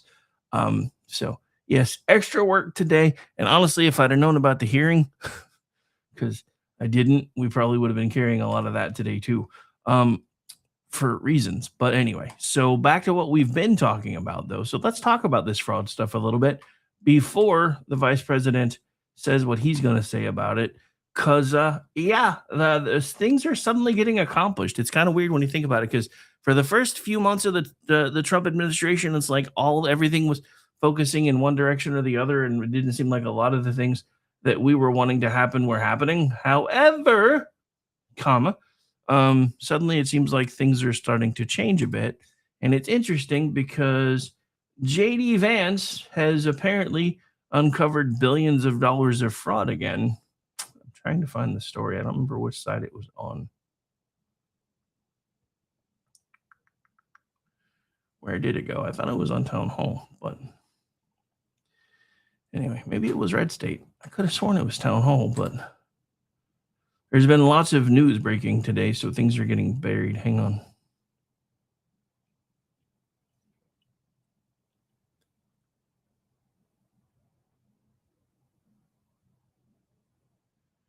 Okay, so we talked about that. Huh. Oh, there it is. Big, beautiful new win. Yeah, love how they keep working that in. This is from Ward Clark over at Red State. The Vance Fraud Task Force has halted $1.4 billion in hospice fraud, so I'm sure this will probably get talked about today. This is one of those, yes, this is what we voted for moments, which for some of us have been few and far between. Vice President J.D. Vance's task force has now withheld $1.4 billion, and again, billion with a B, in taxpayer money that was being sought allegedly through fraud That's billion, again, with a B, followed by alien.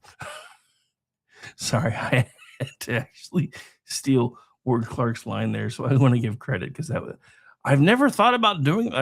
Dude, I may start doing that in more of my articles. That was pretty cool. So here is the full report, and I'm sure this will be something that he talks about today. Vice President J.D. Vance's anti-fraud task force has withheld $1.4 billion in federal funding from home health and hospice. Am I the only one ever since Austin Powers who says billion that way like all the time? I can't help it anymore. And hospice providers nationwide following a wave of suspensions enacted by the anti-fraud task force targeting operations in none other than commie failure, along with Minnesota and several other states. Approximately 90% of these suspended providers have not reached out to the Centers for Medicare and Medicaid Services, otherwise known as CMS, the agency tasked with combating fraud, waste, and abuse since payments have been suspended. Trump administration officials told Fox News Digital that they believe a lack of communication between alleged fraudulent providers and CMS indicates that the providers were actually not legitimate enterprises. Not legitimate, you say. President Trump has made the eradication of systemic fraud a cornerstone of his administration's domestic policy. On Monday, CMS Administrator Dr. Mehmet Oz blasted California officials over the state's hospice crisis, charging that the fraud is stealing your lives and pointing to a sophisticated web of international graft. We've got Russian government involvement, surprising pretty much no one, that we believe is happening in Los Angeles. We've got the Chinese government involved. Remember that mayor who just had to step down? Kind of wondering why she's not facing treason charges. In a big fraud ring in New York, Oz told guest host Kayleigh McEnany on the Jesse Waters primetime show. And of course, the Cuban connection, pointed out to me by former Miami Mayor Francis Suarez. We've got twice as many durable medical equipment suppliers selling wheelchairs and other things, like canes, as there are McDonald's in South Florida. The owners often flee back to Cuba with the money the moment we move in on them. And why wouldn't they? Back to the report, though. In April, the head of a California hospice advocacy group warned congressional lawmakers that industry fraud is flourishing across the state, surprising almost no one willing to look. Sheila Clark, president and CEO of the California Hospice and Palliative Care. I changed California to California. All these ghost providers managed to evade regulators for so long. You'd be amazed, and I quote, how many hospices you can walk up to the door in California and there's nobody there. You can see 5 months worth of mail stacked up. I asked a survey. How exactly did that happen? How do you put a hospice in a burrito stand? That's got to be one of my most interesting stories, and I haven't really talked about it yet.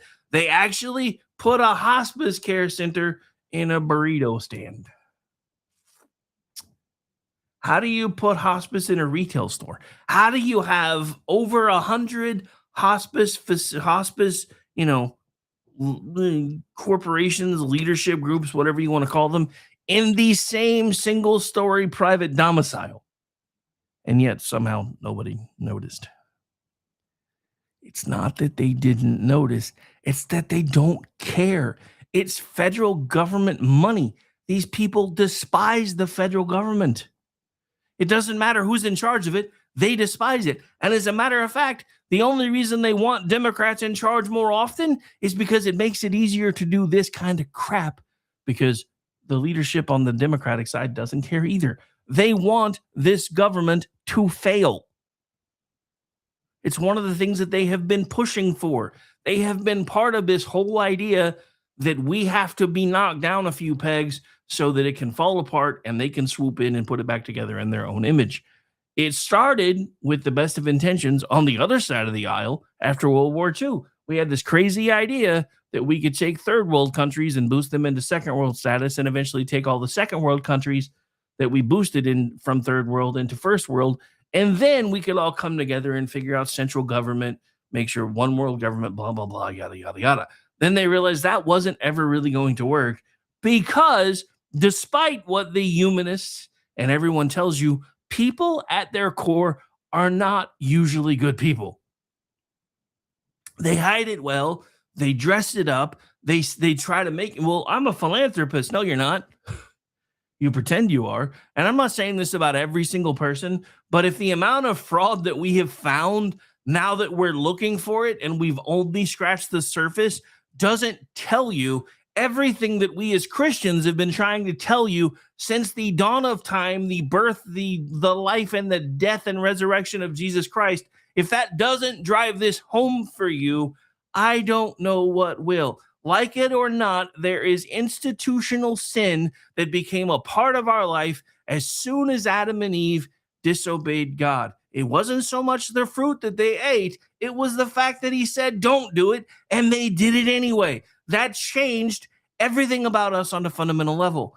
And then it gave us knowledge we were never really supposed to have, which you can say is either a good or a bad thing. I don't really know. As a child, I always thought it was weird that it seemed like God wanted to keep us stupid. But then I see all the people that a lot of people make fun of who don't really understand how the world works. And they always have this giant smile on their face and they're happy all the time and they're in a good mood all the time because they don't have to worry about all the crap that you and I have to worry about. And I'm like, maybe he was onto something. But I don't really know because I wasn't alive. And yes, as a child and as a teenager, the fact that we were being punished for something that happened thousands of years ago, if you believe what was spun up in the Bible, I personally still believe that we have no idea how long a day would be to an entity that lives outside of the time-space continuum. So I think we've gotten some of that wrong. And I'll be the first one to tell you that. Because not everything can be true at the same time. I'm just saying. But this is the thing. We're now finding, because we're looking for it, and we've barely scratched the surface of it, all the people that are willing to steal from me and you to get what they want. Some of them are Americans. Most of them are not. But the Democrats have been turning a blind eye to it. You know how I know Democrats have been turning a blind eye to it? And even some Republicans? How long have Democrats had supermajorities in the legislature in California? How long has there been a Democratic governor in California? And before you point out the governor, I barely considered him a Republican anyway. Just saying. So the problem is that we've seen these kind of things exposed over and over and over again by independent journalists, by local activists, and now by the vice president's task force. But it is likely the fraudsters busted to date are the very tip of the iceberg that we've been discussing. CMS estimates for 2025 alone put the amount of improper payment by Medicare at around $56.7 billion. And for Medicaid, the number is about $37.9 billion. Again, that's the letter B followed by an illion. That's $94 billion in taxpayer money improperly paid, most of it almost certainly to fraudsters. And from what the Trump administration is telling us, a lot of that money has already been taken offshore to places like Cuba or Russia. In other words, these fraudsters are stealing from the American taxpayers to fund our nation's adversaries. So the new crackdown is great, but let's see what they're actually going to do with it. Because I'm sorry, if a foreign government is committing fraud within our borders, that to me should be considered espionage and they should be treated accordingly, including being able to use whatever clawback mechanisms we have because we can declare it acts of terrorism.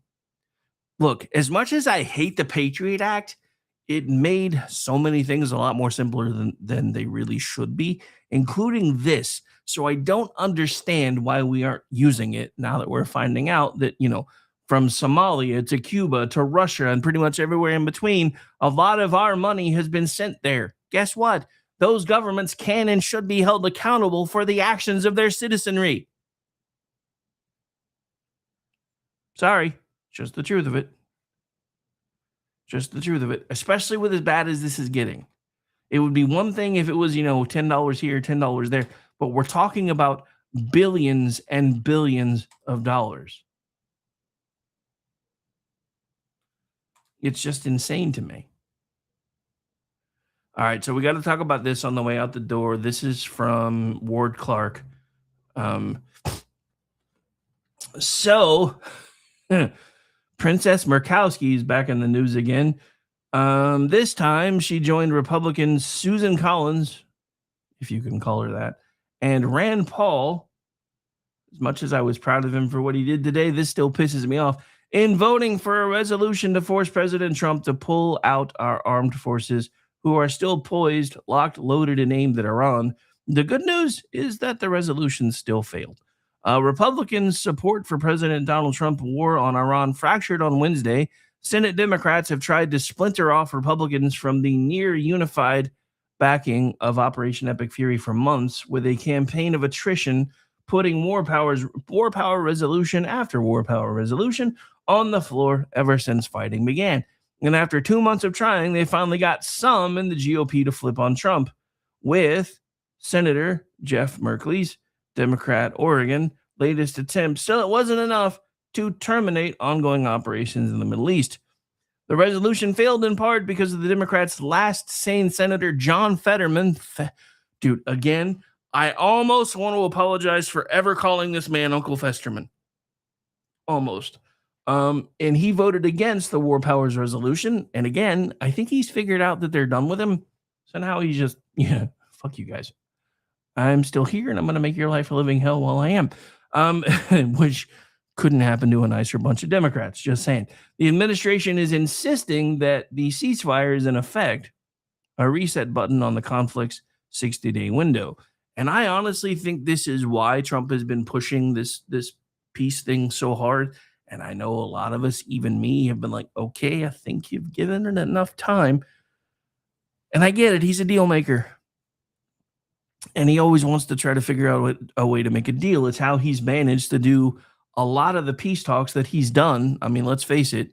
The biggest war that he thought was going to be easy to make go away has been the one with Russia and Kiev, because I'm sorry, I'm never going to call it Kiev.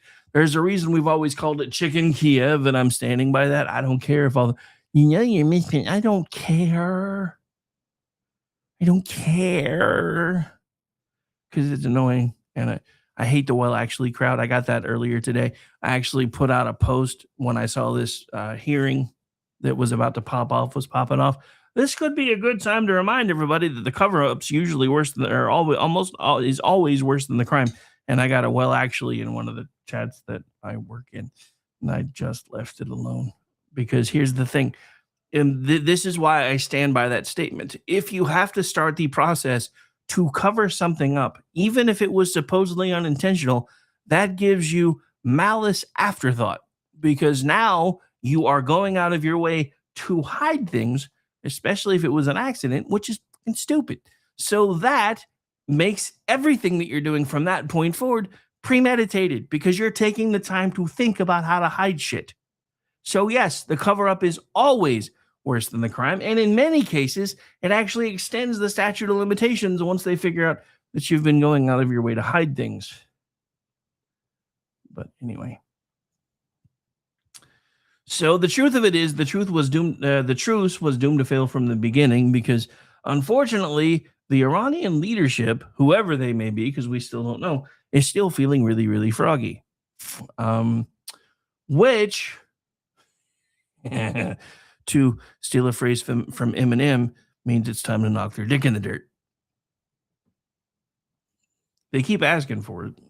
Anyway, so Democrats are showing their usual failure to understand, well, basic reality. Senator Jeff Merkley, for a Democrat from Oregon, the Democratic sponsor of the resolution, said the military operation against Iran, Epic Fury, should be renamed Epic Failure. Really? We've decimated most of their military. They really have no navy to speak of anymore, unless you count these fast boats, which apparently, using F-18s and lasers, we've been nuking. not literally, but close enough. We have in this situation no access to the highly enriched uranium. We have strengthened the Iranian hardliners. We have weakened the reformers. We have damaged our relationship with our allies. He said all of this before the vote. I'm going to say this again. If your idea of having allies is you were fine with the fine print from the Obama deal, which would have allowed Iran to actually have a nuclear weapon sometime this year, then you weren't paying attention to everything that Donald Trump has been saying since he got elected and before for decades. This has always been a hard red line for him. Crazy people that are religious zealots cannot and should not be allowed to have a nuclear weapon, especially when to bring about their version of the end of times, you have to bathe the world in blood. What easier way to do that? What easier way to do that? And for all of you that are screaming about how most of the Muslims are peaceful, guess who's at the head of all the non-peaceful Muslims? These folks. These folks. Everything that's happened in Israel, these folks have had their hand in it. Even 9/11, to a degree, these folks had their hand in it. This should have been our target all along. And I'm going to say this again. This should have been dealt with on January 22nd, 1981. It wasn't. So now somebody's dealing with it. It's not his fault that several administrations have let this go, have let this get worse, have tried to appease them. It's one of the reasons why I'm not happy that he keeps saying, if we don't get this by this time, it's on again, and then nothing happens. That's been my only detraction of most of this. As somebody who has raised children, you can't do that when you're dealing with tyrants, pint-sized or otherwise. You set lines and then not follow through.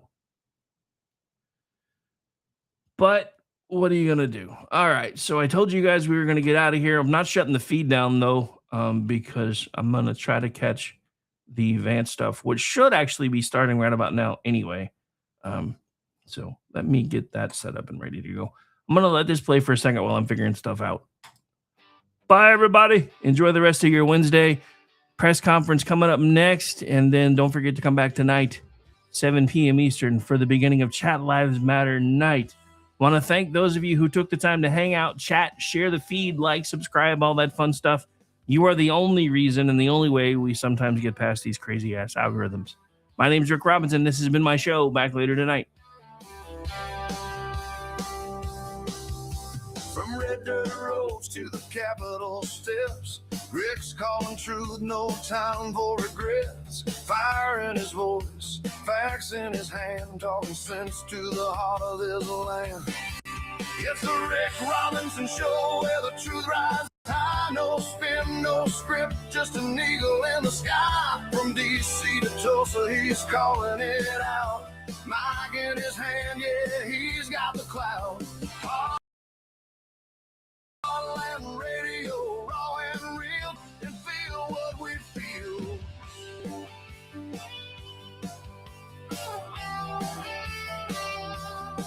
He's breaking down the noise, cutting through the lies, shining light where the shadow gets in the mix and callers on cue. He's a voice for the many, not the few.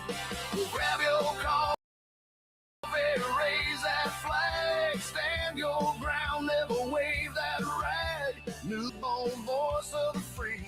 Rick's got the pulse of liberty. It's a Rick Robinson Show, bold, unafraid. Truth bombs drop in a red state parade. From the plains to the power, he's speaking it loud with a mic and a mission that makes us proud. Talk for the people, talk that's real. The Rick Robinson Show where we say what we feel.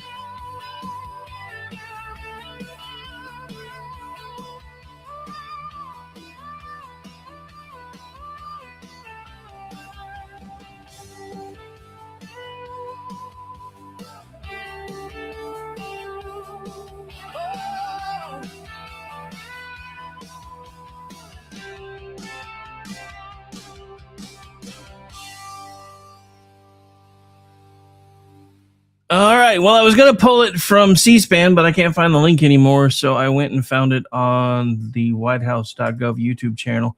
I don't know when it's going to start. I'm going to leave it live and then go pay attention to it elsewhere. So feel free to hang out and watch if you want when it starts. And if not, just still doing my job anyway.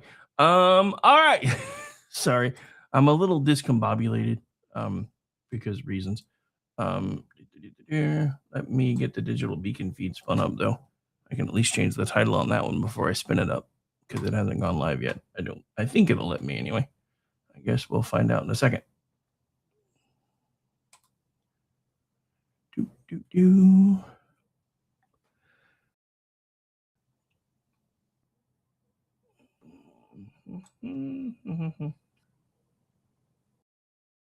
What did that say? I was getting something. What that was, though. Oh, see, they pulled monetization because of the topic today on YouTube. Not that it matters because I don't get enough hits off YouTube yet to do anything with it anyway, but still, that's annoying.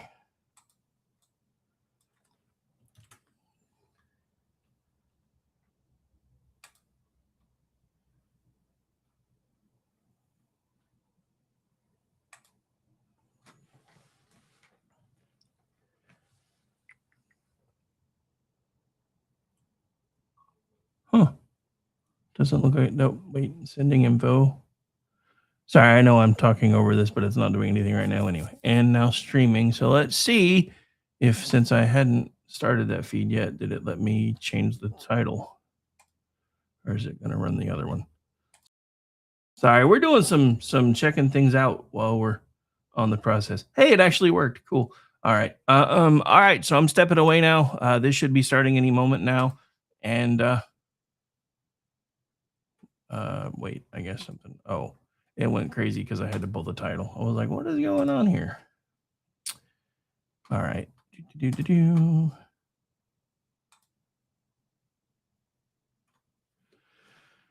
All right.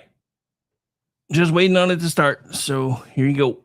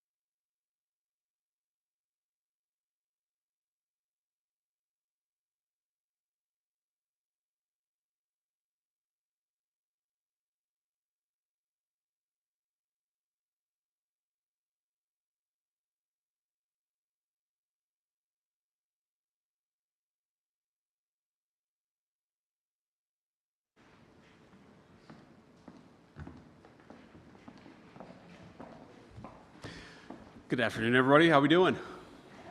Good. Good to see you all. So as you know, the president just landed in China a few hours ago.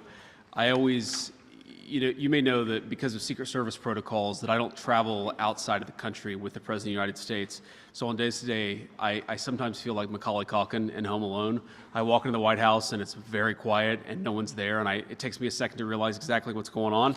But we've got a very big announcement today, actually a number of big announcements, and looking forward to hearing from Andrew and Dr. Oz and Kim about that. But let me just say that we've been hard at work over the last several months trying to make sure that we take care of the people's money and trying to make sure that the services that exist for the betterment of our fellow citizens, whether they're low-income kids who need access to food resources, whether they're low-income families who need access to medical benefits, that those programs are protected for the people who actually need them, that they don't exist to enrich fraudsters, but they exist for the American people for whom Congress has said they're entitled.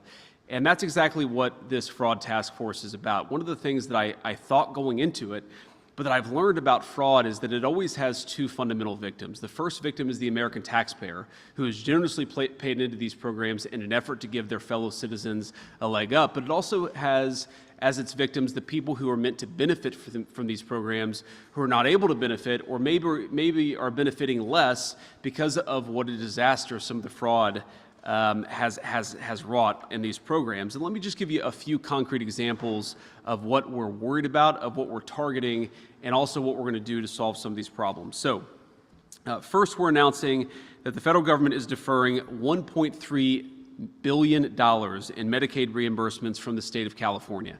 And the simple reason is because the state of California has not taken fraud very seriously, and because of that, we see a lot of the consequences that I just referenced. And again, let me highlight the fact that this really is two separate victims. So there are California taxpayers and American taxpayers who are being defrauded because California isn't taking its program seriously. But also you have people who've been prescribed medications that they don't even need. Sometimes they've had drugs put into their bodies that they don't need because fraudsters have actually encouraged false prescriptions and false administration of medications. So think about this. You're just a person trying to go see a doctor. You assume that your doctor is doing the right thing, but these fraudulent healthcare providers are getting rich by giving people medications they don't even need. It's a defrauding of the American taxpayer, but it's a violation of the trust that should exist between every American and the people who prescribe the medications. That's one thing that we're targeting, and this is why we're taking this action, is because we want California to get serious about this fraud. The second thing I want to talk about, and it requires a little bit of background explanation, is that we are going to very aggressively encourage the states to take Medicare fraud more seriously. So I think a lot of you understand, but for those of you watching at home who don't appreciate this, the Medicaid system that exists in the United States is really 50 separate systems. The federal government pays most of the Medicaid money, but then each of the individual states actually administers the Medicaid program. Now, we have red states and blue states that go after fraud aggressively, but we also unfortunately have some states, mostly blue states unfortunately, that do not take Medicaid fraud very seriously. So you have what's called Medicaid Fraud Control Units, or MFCUs. These Medicaid fraud, these anti-fraud units within the Medicaid program, we generously, meaning the federal government generously gives these fraud control units many, many billions of dollars across the United States of America so that they can take Medicaid fraud seriously. But let me just give you an example to highlight how absurd some of these Medicaid fraud programs are, because they're not actually being used at all. This is a tool. This is a tool that we want the states to use, but unfortunately, a lot of states aren't using these tools at all. Let me highlight this with just a couple of separate statistics. So, the Hawaii Medicaid program has received billions and billions of dollars from the federal taxpayers. And of course, Hawaii taxpayers have paid in a lot of money into this program over the last years as well. Guess how many convictions or indictments has Hawaii had over the last few years in its Medicaid fraud program? The answer is 0. Not a single indictment, not a single conviction, because the administrators of the Hawaii program just don't take it seriously. They don't think that fraud is a big enough problem. They don't care about protecting resources. They don't care about protecting that Medicaid program. So what does that mean? That means that if you're committing fraud in Medicaid in Hawaii, at least up until now, hopefully now they're going to take it seriously, you have had effectively free reign from the government of Hawaii to commit as much fraud as you want. That is a complete disgrace. In New York, which does a little bit better, but not by much, New York has had 9 indictments over the last year. 9 indictments. That's a $100 billion Medicaid program just in New York, and you've had 9 indictments. Indiana, which has about a third of the population of the state of New York, has had more than 4 times as many indictments over the same period. So does anybody here seriously think that the good people of Indiana are 12 times more likely to commit fraud than the people of New York? No, of course not. That's absurd. What is happening is that the leadership in New York are just not taking the fraud issue seriously. They're not using these anti-fraud control units to actually investigate and indict the fraud.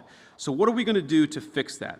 Today, we are sending across 50 Medicaid programs, we are sending letters that will require them to show that they are effectively and aggressively prosecuting Medicaid fraud in their states. And if they do not aggressively prosecute Medicaid fraud, we are going to turn off the money that goes to these anti-fraud units. And I would say a couple things about this. You may think, obviously, this is a Republican administration. We're all proud Republicans up here. You may think that this is purely a red state or blue state issue. That's actually not true. We see Medicaid fraud issues in Ohio, the state that I used to represent in the United States Senate. We also see Medicaid issues, fraud issues in a state like Maryland, which is obviously a very blue state.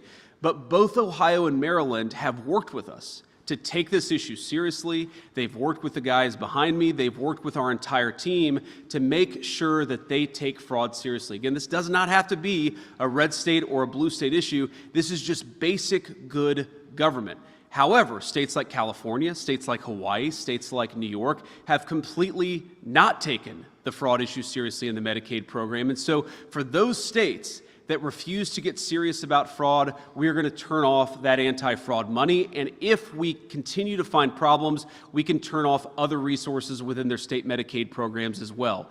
Our goal here is not to do that.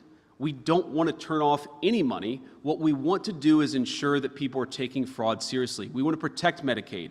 We want to protect Medicare. But we can't do that if the states that are administering those programs are allowing those programs to be fleeced by fraudsters. So we encourage, whether it's California or New York or Maryland or Ohio, we encourage people to work with us. We want to help you use technology and other tools to get rid of the fraud, to get to the root of the fraud. We want to help you. But we can only help these state programs if those state programs are willing to help themselves. So these letters are the first step, the first effort to try to force these states to get serious about prosecuting fraud, and that's exactly what we're doing. Let me just talk about one final issue here. We see a lot of fraud in the home health care and in the hospice care system. I think Dr. Oz will probably talk a little bit more about that, but again, you have to appreciate that this fraud issue is fundamentally theft from the taxpayer, but also theft from people who need these programs. Just last month, a California psychotherapist, a woman who had spent 40 years treating patients, helping people deal with problems, found out that her Medicare program had been turned off, that she did not have access to the resources that she had been paying into for her entire life. Why? Because a fraudster had stolen her identity and signed her up for health care services that she didn't need, and so she had been turned off of the health care services that she did need. This happens way too much in the United States of America, and it happens because until recently, we did not have a government or an administration that actually took the fraud program and took anti-fraud prevention seriously. So let me just close with one final observation here. First of all, why are we doing this now? Why weren't we doing this 2 years ago? And the simple answer is because we didn't have a president and we didn't have an administration who took fraud seriously.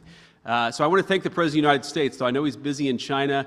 All of these efforts, all of these things that we're finding are because we have a president who has told us, take the fraud issue seriously, get to the root of it, and turn off the money when we find out that money is going to fraudsters. So that's exactly what we're doing. But I just want to say that for me, and I think for a lot of people who are involved in this effort, this is very personal. Because I'm not just the Vice President of the United States. I come from a family, and I grew up in a family where we sometimes benefited from these programs. The generosity of the American people is one of the most amazing things about our country. I think all of us, of course, just passed tax day. None of us like paying our taxes, but we do it. And why do we do it? Because we know that it goes to give a bite to a low-income family that can't afford food. We know that it goes to pay the military who keep us safe. We know that it goes to some essential services. But that trust in our government, that trust in our institution, it depends on us taking that trust seriously. How long are people going to pay into programs if they know that that money doesn't go to a low-income kid who needs health care, but that money goes into a fraudster getting rich? This doesn't work, and this doesn't make sense unless we take fraud seriously. So I'm proud to be part of an effort in our government. I'm proud to lead the effort in our government to finally take fraud seriously. We want to protect these programs for the kids and the families who need them. We want to ensure that the American taxpayer isn't getting fleeced. And I'd say just a few months into it, gentlemen, we have done a very, very good job. Let's keep it up. So let me turn it over now to Andrew Ferguson, who's the Executive Director of our Anti-Fraud Task Force. Andrew has done an amazing job, but I have to give a special shout out, not just because she's my fellow Ohioan, to Kim, who has probably found more fraud and has saved the American taxpayer more money than any single official within the government over the last 3 months. Kim, you have been an all-star. We're proud to have you on the team. Thank you, guys.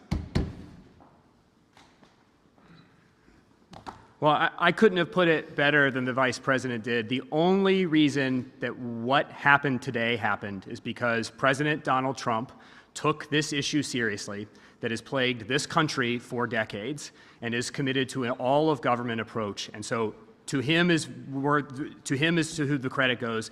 But the Vice President deserves tremendous credit here. It's hard to get the whole machinery of government moving. You need someone with the Vice President's abilities, with his gravitas, and with his determination to drive at these issues. That's the other reason we're here today. And while I'm at it, I want to thank Dr. Oz and Kim Brandt.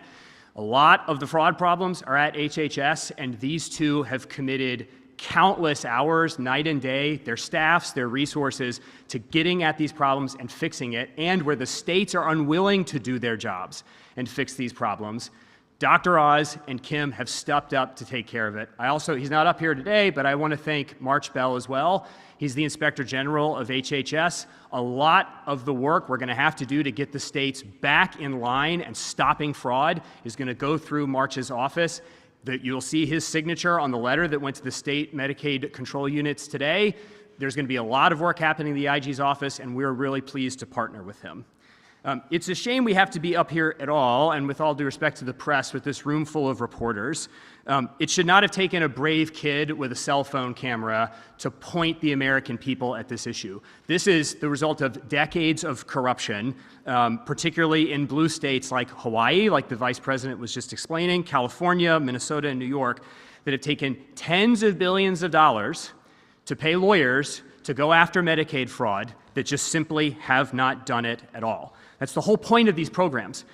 If we have these cooperative federalism programs, we love federalism, we want to partner with states, we love subsidiarity, but if the states are going to participate in this, they have to protect their own citizens when they get access to these dollars. And not only are these dollars supposed to go to fight Medicaid fraud, I want to shine a light on the real human dimension of the complete negligence and malfeasance of some of these states here. One of the things they are obliged by law to do is stop elder abuse. That is one of the express commands that Medicaid fraud control units are given, is you are supposed to police Medicaid abuse and elder abuse in the Medicare system too, where so many of America's elderly citizens receive care. And so when the states just take this money and turn it into a jobs program for blue state lawyers, they are effectively participating in the elder abuse in those states, because the American people turned over their money to these state programs to protect their parents and their grandparents from elder abuse. And if you aren't doing it, you are effectively participating in that process. The Vice President highlighted this problem that we have in Medicaid, which is if a fraudster takes your identity, signs you up for benefits, when you go to try to get the actual benefits you need, you can be denied them. This is a problem we have found all over the federal government in benefits programs. I mean, imagine, we have examples of this. A mother on SNAP benefits going to the grocery store and trying to scan her EBT card to get groceries for her children, and some gang somewhere in California took her identity, maxed out her EBT card, and so her children are going to go hungry because of fraud that no one in the states is policing. And that is why what we are doing today is so important. The states should be our partners with this. We want to partner with the states, but what we aren't going to do as stewards of the American taxpayer dollar is to send those dollars, billions of them, to the states to line the pockets of state attorneys general who don't want to participate in protecting our benefits programs so that the people who really need them, The people that the American people have agreed to part with their hard-earned dollars to help, to defend, to protect, and to get through hard times actually get the money. And if the states don't want to cooperate, for the first time, HHS, the Fraud Task Force, the Vice President, and the rest of the federal government are going to tell you, cooperate or lose your funds, and we will do the job for you. Because at the end of the day, if the states won't protect American citizens, the President of the United States and the Vice President will. And that is why I am so honored to be able to participate in this process, because this is ultimately about making sure not only that we aren't stolen from as taxpayers, but the American people who are entitled to this.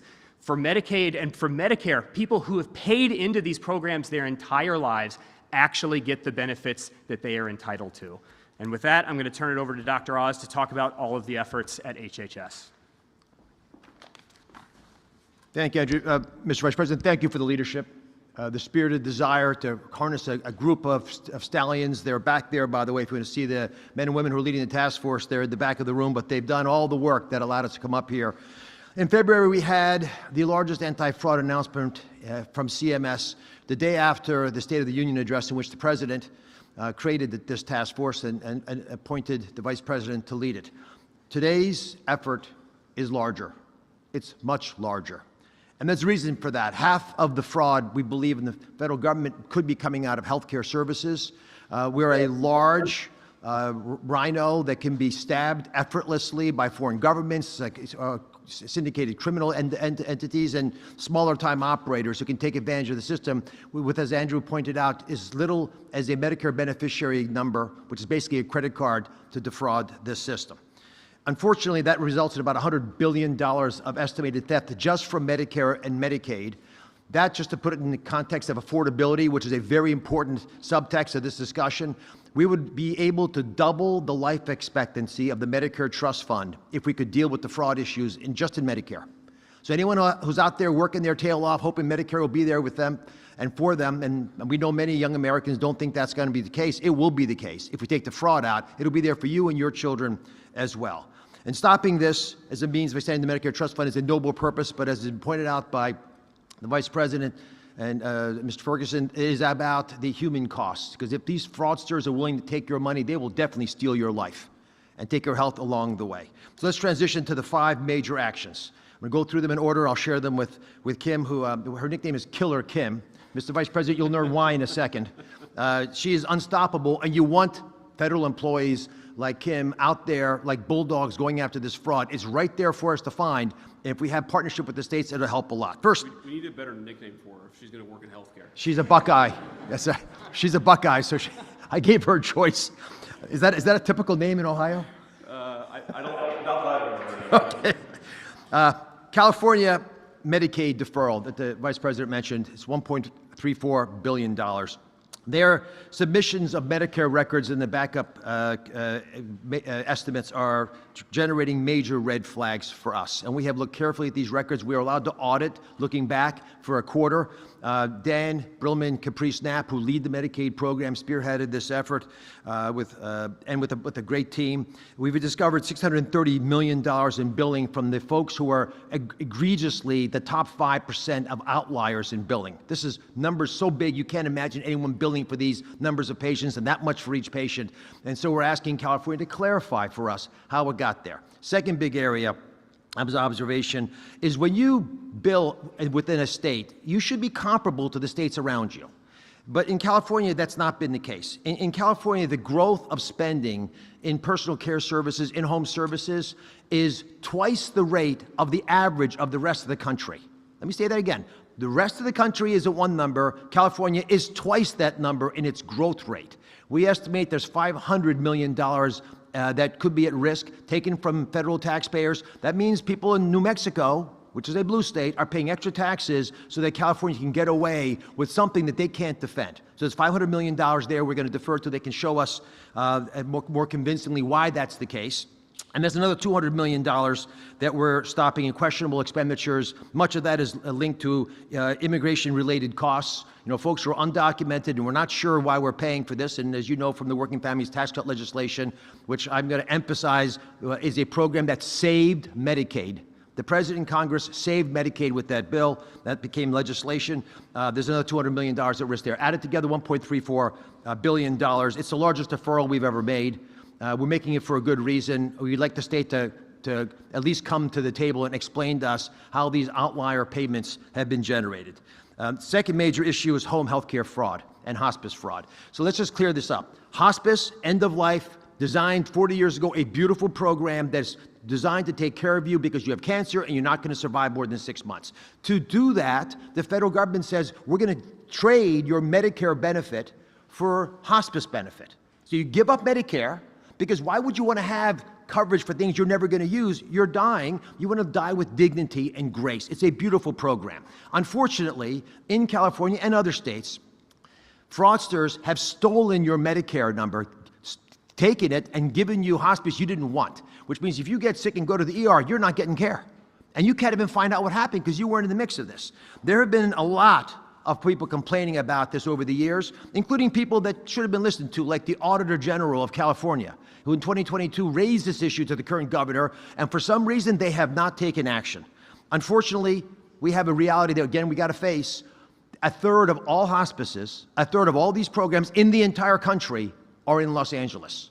Ask yourself, how is that possible?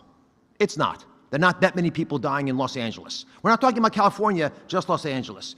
So Kim and the team, with Janina Ugo and a bunch of other great folks, went through the list of all the people, and we believe that at least half of the hospices in the entire area around Los Angeles are fraudulent. And today we announce 800 of those hospices have been suspended. That's getting us, close to where we think we should be. 800 hospices that last year charged the federal taxpayer $1.4 billion will no longer be paid. Now, Mr. Vice President, if your core business was shut down by the federal government, would you call? Yes. You would call. Crickets. We have less than 20 who have complained. We're not even sure those are legitimate. 800 hospices shut down, and we're not hearing much. It's crickets out there. So we believe we're on the right path here. Next is a nationwide moratorium on all new hospice and home health care. Why is that possible? Because when we squeeze the balloon in California and slow their growth of hospice and now take away 800, the payments to 800 hospices, we know what those fraudsters do. They move to nearby Nevada. Next door, Nevada has a 7-fold increase in hospice already. Arizona, Texas, they're moving across the country. So we've today announcing a moratorium nationally. There will be no new hospices or home health care open in this country. If you have the program now, you can keep it. You can go to ones that already exist. We're not taking away any services, but there will be no new ones, licenses granted until we can figure out a better way of working across government. Let me highlight this, because when Andrew, who's leading, and the Vice President are chairing this task force, it's very simple. You have CMS, you have OIG, March Bell sitting over there. You have the Department of Justice, you have the FBI, you have Treasury. You put those things together, you make a powerful fist. And that's the fist we're going to punch through bureaucracies and realities that are stopping our ability to protect the American people. I'm going to leave you one last thought, and then I want to ask Kim to cover some of the issues around the Mufukos and the Medicaid war room that she's creating. It is a reality that states are all over the place in their desire to partner with the Vice President in this task force. There was a letter sent out 2 weeks ago asking every single state to respond within 10 days to whether or not they will be willing to revalidate their providers. What that means is if you're providing home health care services, which are unlicensed people, providing services in undocumented areas that are unverifiable right now in many instances, basically you're having your kids carry the groceries upstairs for you. These are services your family used to provide for you. We asked all the states to work with us to validate if these are legitimate services from legitimate providers. Every single state responded.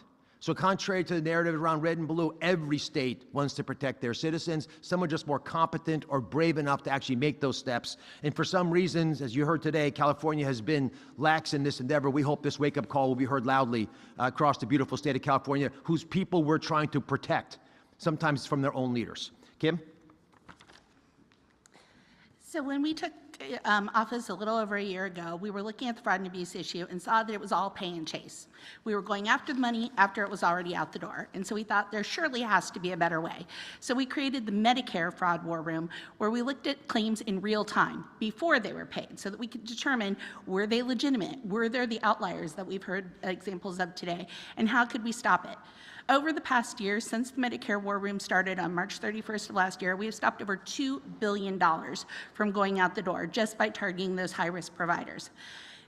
Recently, a couple of weeks ago, we've decided to take it a step further, and we're now doing a Medicaid war room. And what's unique about this is it's the first time that we've ever partnered across the board with our law enforcement partners, the HHS OIG, DOJ, the states, the MFUCAs, the Medicare Fraud Control Units, all working together for the first time to look at Medicaid claims in real time and be able to determine how we can stop those payments from going out the door, to stop the instances of an 89-year-old woman who had over 5,000 skin substitutes, or to stop the types of things that are just really aberrantly ridiculous. So what we've done is we have data analysts, we have forensic auditors, we have law enforcement people, all coming together in a virtual room. It's not an actual room like you think of like on TV, but they're all in a virtual room where they are looking at this in real time and then making determinations about how we can shut those bad guys down and how we can take action. And what has happened is we are now using our administrative authorities, payment suspensions, overpayments, civil monetary penalties, and the HHS OIG exclusion authority to really be able to take action against these people and make it so that we can hopefully bring that money back where it needs to and never let it go out the door. The key is we want to keep it so that it can provide the services for the people who most need it and who most benefit from it, and stop the bad actors from getting all the benefit. Thank you. Thank you, Kim. So, Dr. Oz, I want to make sure I understand this well. So you're saying that we kicked off 800 fraudulent healthcare providers off of the Medicare system, and not a single one of them called the government and said, hey, you made a mistake. We've had a handful of calls. We're not sure they're legitimate yet, but it's less than 20 out of 800, and we're auditing them. Unbelievable. So at least 780 are not even trying to claim that they're not fraudulent. And again, those are businesses that we were giving hundreds of millions, in some cases billions of dollars to, not to provide services, but to make a fraudster rich. It's just completely insane. Drives home the scale and scope of the problem. Okay, we'll take a few questions. I will say the ground rules are, I will take the easy questions. Any hard questions are for Dr. Oz. Yes.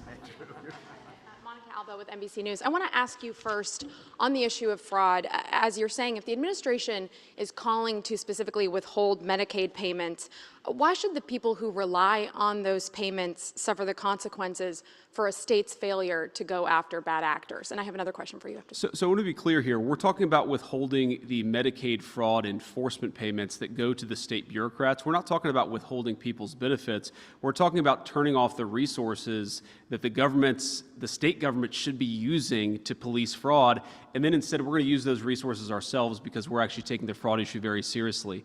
But I do think it raises a very important issue. There are going to be some, I'm sure, some politicians who say what you're doing here is harming the Medicaid program. We're trying to save the Medicaid program from dysfunctional state bureaucrats. If you allow hundreds of millions, billions, even more money to go out the door, not to healthcare services for low-income families, but to fraudsters, you eventually are going to destroy the Medicaid program. So this is why we say red state, blue state, this does not need to be a political or a partisan issue. We want to work with you to eliminate fraud and make these programs last longer for the people who truly need them.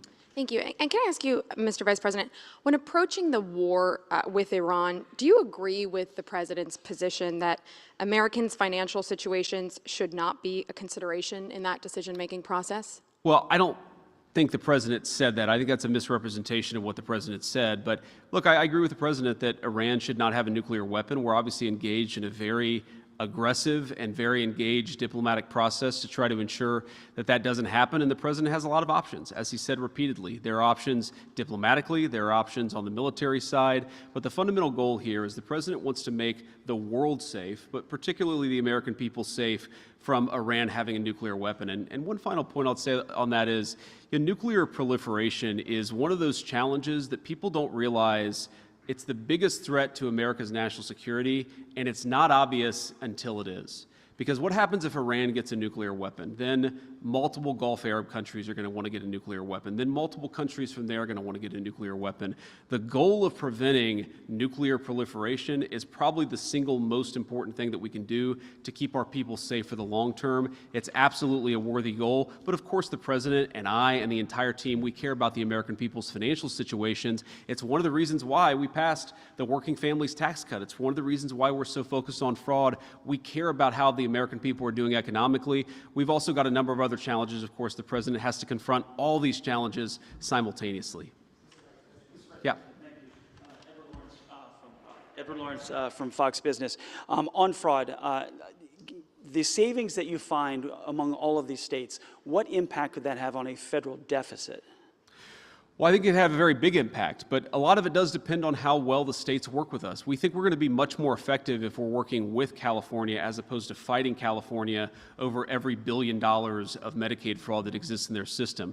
I mean, there could be tens of billions, hundreds of billions of fraudulent payments within the California system if you count what's going to illegal aliens, if you count what's going to people, fraudulent businesses, if you count what's not going to the people who actually need it, but going to fraudsters. We would find that money a lot easier if California was working with us, which is why we've taken some of these steps. And the letters fundamentally are outreach. We're going to the states and saying, here are the things that we can do to work on this issue together. And of course, if they don't work with us, there are going to be penalties. We don't want to get there. We want to work with these guys.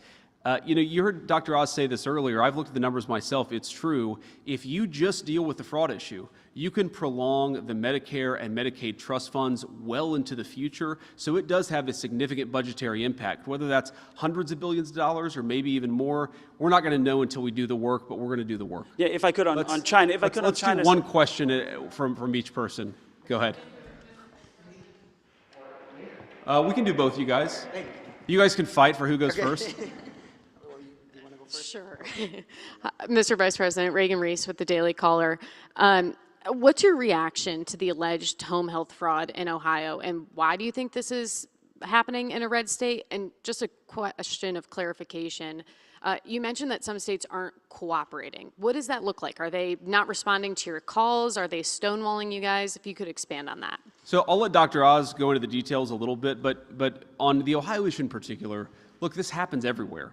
We're a big country, hundreds of billions of dollars goes out the door every single month from the federal government, and inevitably you're going to have people who try to take advantage of it.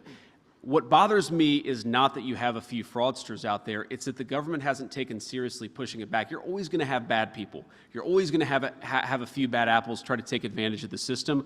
What's so unique about this country until recently is that we didn't take that seriously. We didn't try to push back against the fraud, and that's what's changed. When I talk about cooperating with these various states, and again, we've had some good cooperation with both red states and blue states, it's very context specific. But for example, let's say that we know we have a number of fraudulent Medicare or Medicaid providers.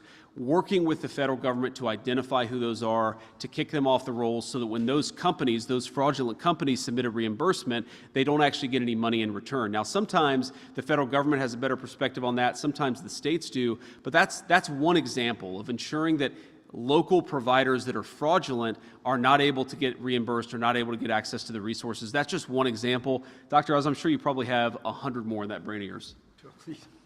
Very succinctly, Minnesota, which we announced the deferment there when the Vice President and I were in this room several months ago, sued us. And we're trying to get them to wake up to a problem. The amount that we deferred was a small percentage of their rainy day fund. They sued us and sought a temporary restraining order. That's not what a partner does. The judge did not give them a temporary restraining order.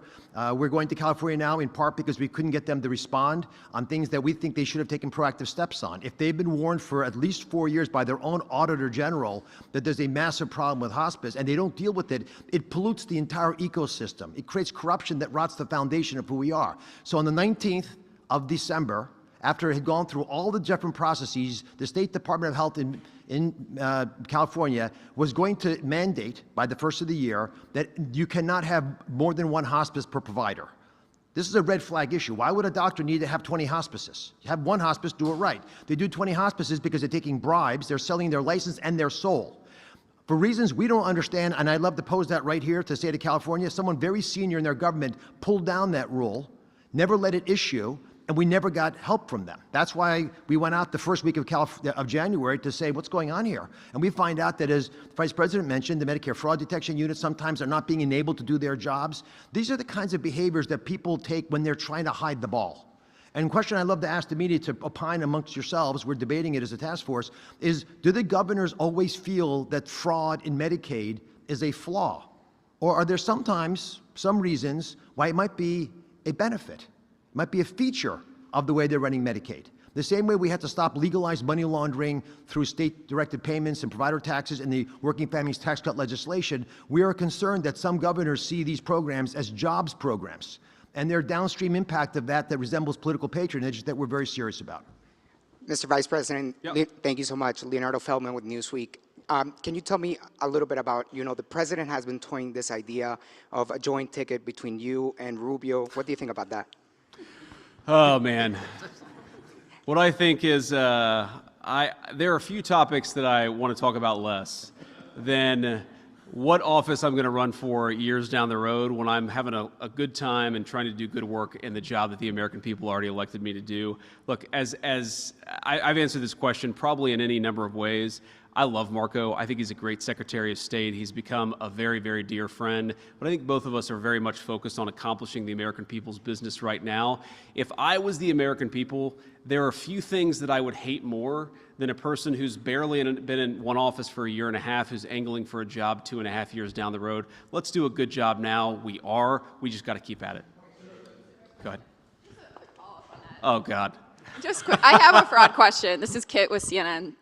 It's not us who are bringing this up. A couple days ago, Trump made this statement to people in the Rose Garden. Why do you think he does that? Do you think it's a little bit of toying with you both over your succession? Why do you think he brings that up? Just number one. Well, I just don't think it sounds like the President of the United States to have a televised competition for who would succeed him as his apprentice. I just think that's not at all what you would expect the President to do.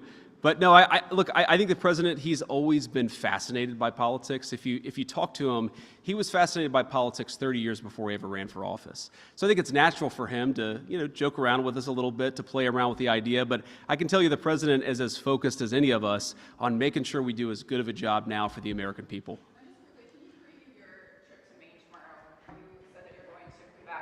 What are you going to be announcing, and are you engaging in good faith with the governor there about efforts? She said that she responded to a CMS letter. Just curious if there's any back and forth between you both. Yeah, there's been some back and forth. We'd love to have a better conversation, a better relationship, and work very deliberately on this question of fraud. And certainly have an open hand, have an open heart in this White House to working with anybody, including the governor of Maine. I'm not going to tell you everything I'm going to say tomorrow in Maine, because if I did that, why would I go to Maine tomorrow? But I'm looking forward to it. It's a beautiful time of year to be in the state of Maine. We're going to campaign a little bit with Paul LePage and talk about the fraud efforts that we have going on, and talk about a few other things as well. Thank you. President, this is Elizabeth Mitchell with the Daily Signal. The Fraud Task Force and ICE identified more than 10,000 alleged cases of fraud in the optional practical training program. Some Republicans have been calling for this program to end in light of this. Is the Trump administration looking into changes to this program in light of the fraud? Sorry, changes to which program in particular? The optional practical training program.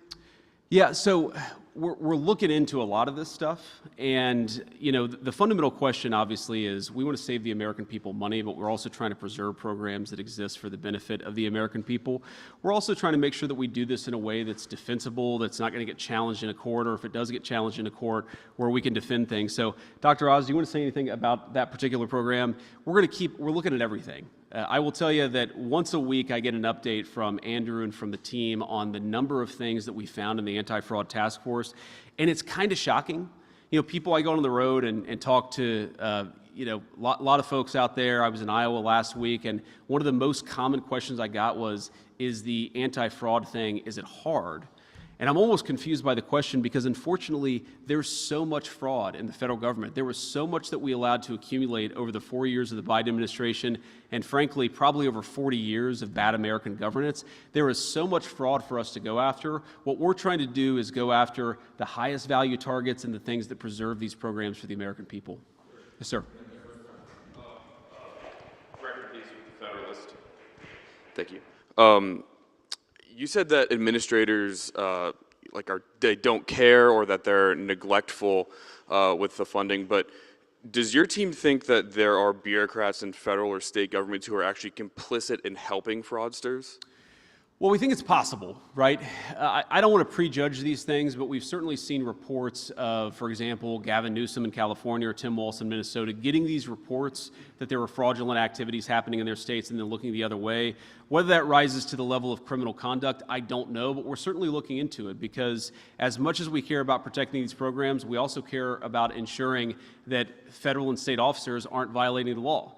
And if they are violating the law, then of course we have to prosecute them. That's an important part of equal justice under law. So we're looking into this stuff, but I can't commit to it because unlike the last administration, we tend to only prosecute people when they've actually violated the law, not just because they have the wrong political affiliation. Yeah, go ahead. Dead Americans on food stamps. I'll do this again. Dead Americans on food stamps, you mentioned the other day, 186,000 dead Americans, to your knowledge, are receiving food stamps. Are you confident that you can get that number down to zero?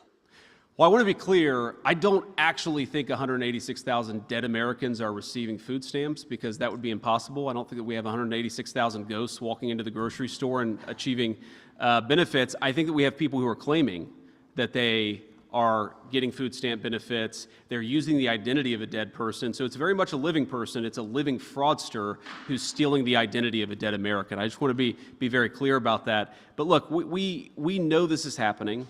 We think that it's costing the American people hundreds of billions of dollars. By the way, another hidden cost of fraud is that it drives up the cost of goods for everybody. Because if you've got hundreds of billions of dollars chasing food that is going to dead Americans, living fraudsters, that's going to raise costs for everybody. So it actually is one of these things that has multiple victims, including the fact that it's driving up the cost of good for other Americans. And on the yes, China all the way in the summit, back.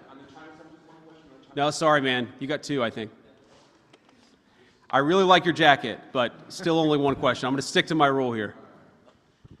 Thank you, Mr. Vice President. Daniel Baldwin, One American News. You spoke a little bit about states cooperating, and that was a big theme the first time you and Dr. Oz came here and spoke to us about the Minnesota Medicare payments. Sure. You referenced Maryland as a blue state that's cooperating. You mentioned red states that were cooperating. Have you guys been successful in putting up any guardrails with states that have cooperated thus far, and what do those guardrails look like? Well, the biggest guardrail is the one that we announced today, which is that if you have all of this money that's going for Medicare fraud prevention or Medicaid fraud prevention and you're not actually using it, we're going to take that money back and use it with our prosecutors and our investigators to ensure that we're actually looking at fraud. And then what that would do eventually is it would allow us to actually engage in some other enforcement actions. If they're not taking the anti-fraud stuff seriously, then there are some additional steps that we can take beyond that. I think the approach that we've tried to take really has been collaborative. We've tried to identify with the states, here are some examples of some very bad fraud, here are some things that you can do to fix it. Here are some ways that we're willing to use our resources to help you. And again, most states have been pretty good. There have been a few, unfortunately, very large states that collect a lot of money in federal revenue. And I think a lot of us know why that is. You have political leadership that doesn't like the idea of cooperating with a Republican administration, even though it's a very common sense, good government principle. I think you have some people who know that a lot of their constituencies, maybe some of their donors are getting rich from fraud. But regardless, red state or blue state, we're going to go after it. We have to. This is so important. We are not going to have a generous country if Americans think that they're paying their taxes not to needy people, but to fraudsters. That's fundamentally what we're trying to fix, is rebuilding America's trust. That when you pay your taxes, when you send money to a program, it's actually going to the people it's supposed to go to. It's a fundamental principle of good governance. It shouldn't be anything Republican or Democrat. It's just good government. Yep. Go ahead. Taylor with Spectrum, good to see you. Good to see you. You've emphasized a lot how you want this not to be partisan, and you're going to look at red and blue states. The president, when he posted about you becoming the fraud czar last month, he wrote, the focus will be everywhere, but primarily in those blue states where crooked Democrat politicians have had a free-for-all.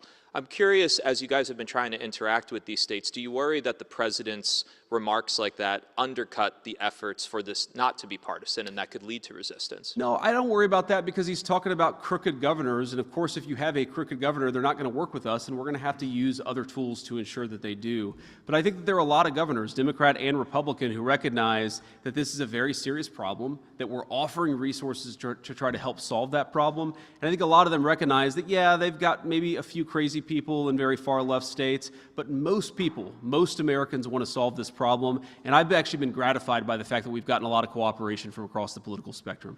One other point about cooperation, we're not there yet, but one of the things we're going to do on the fraud task force is, look, we're learning. We're learning a lot about the way the government operates. I mean, Andrew I almost feel bad for him sometimes because he comes to me once a week and says, here's this bureaucrat hurdle, or here's a wall to that I would have never known even existed until we started to take this fraud stuff very seriously. So we've learned a lot over the last 6 months. We are eventually going to realize that there are tools that we do not have, that there are things that we need to do that Congress is going to have to step in and cooperate on us. I think that's going to be a big question of bipartisanship and common sense is when we identify some tools that we need to more fully go after the fraud problem, is Congress willing to play ball, or are they going to fight us every step of the way? I hope they play ball. Partisanship is crazy in this town, but again, this is such a common sense thing that I would hope that everybody would want to protect the American taxpayers. Go ahead. CBS News. On Iran, can you tell us where negotiations stand? The president, before he left for Beijing, called the latest proposal unacceptable. So is the U.S. even talking to the Iranians right now, or where are? Yeah, so look, obviously these negotiations are very sensitive. I'm not going to tell you everything because we're trying to have a productive conversation. I spent a good amount of time on the phone with both Jared Kushner and Steve Witkoff this morning, a number of our friends in the Arab world this morning. Look, I think that we are making progress. The fundamental question is, do we make enough progress that we satisfy the president's red line? And the red line is very simple. He needs to feel confident that we've put a number of protections in place such that Iran will never have a nuclear weapon, right? That is the question. Do we meet that threshold or not? I think that we've made a lot of progress since we left Pakistan. I thought we made some progress in Pakistan, but we've made more since then. But that is fundamentally what we're negotiating towards, is we want to be able to look the American people in the eye and say with confidence that you are not going to have to worry about this very, very dangerous regime having access to the most dangerous weapons in the world. That's the goal that we're focused on. Again, there's a lot of ways to accomplish that goal. The president has set us off on the diplomatic pathway for now, and that's what I'm focused on. Yep. We'll do a couple more here. Thanks a lot.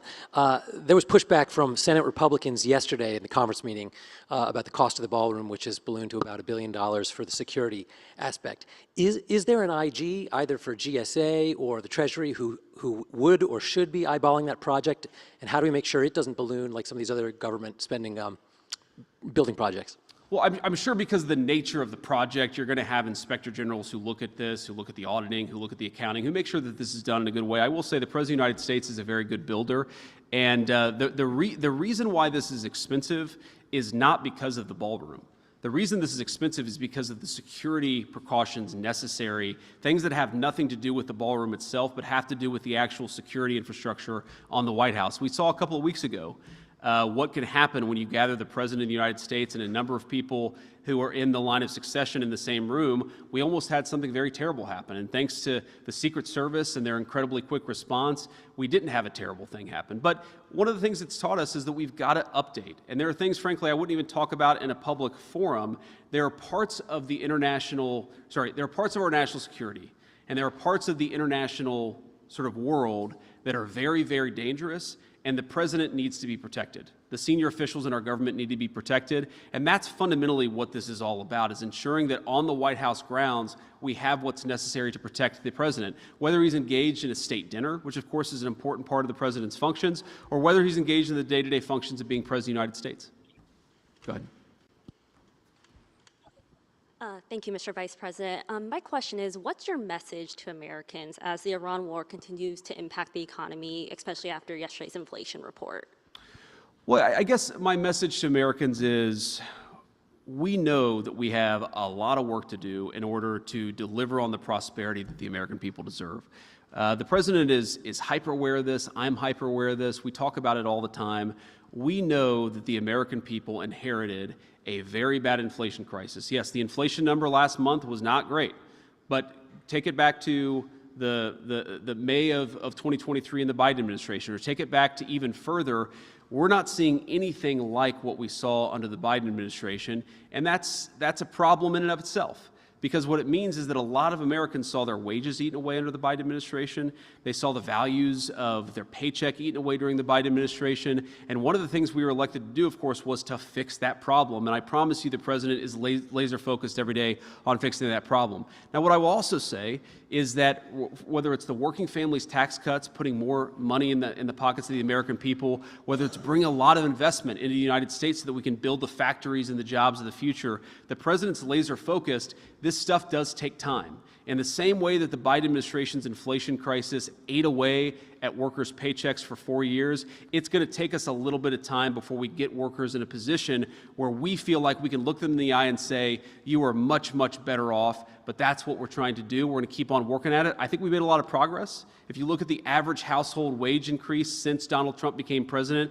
it's gone up. But we came from a pretty deep hole. We're digging meaning a pretty deep hole, the Biden administration. We're digging ourselves out of it. And what I want is for us to completely dig out of that hole and then to build a brighter and better and more prosperous future for the American people. That's what they elected us to do, and that's very much what we're focused on.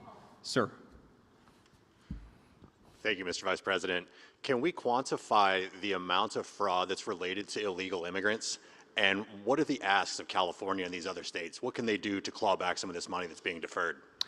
You know, I don't know that you can quantify it because it's so hard to keep track of all of the criminal migrants who are taking advantage of our system. I mean, they're taken advantage by, you know, the average criminal migrant that we have in an American prison is costing us $60,000 to $120,000 a year, depending on the location. They're collecting health care benefits. A couple of states, California and New York in particular, they actually allow illegal aliens to benefit from the American people's, you know, health care programs, which is just a disgrace and just a travesty. I mean, if you go into an emergency room, you should know that you're waiting in line with other American citizens, not with people who have been placed to the front of the line by a fraudulent Medicaid program in California, but that's what's happening. We know this is what's happening, and again, it's driving up costs for everybody, it's making it harder to access health care, and it's absolutely fleecing the American taxpayer. It is a lose-lose-lose proposition.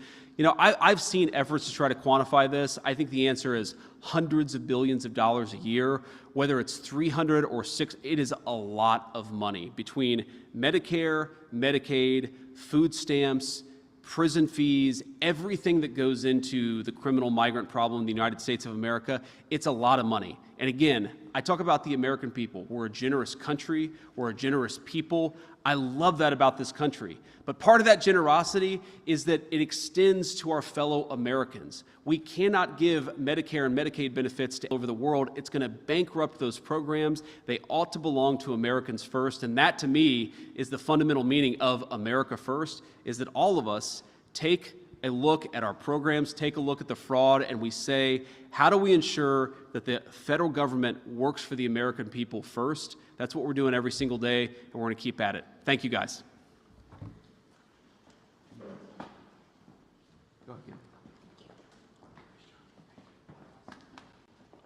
All right, thank you for joining us for our extended coverage, including the Vice President's Fraud Task Force briefing.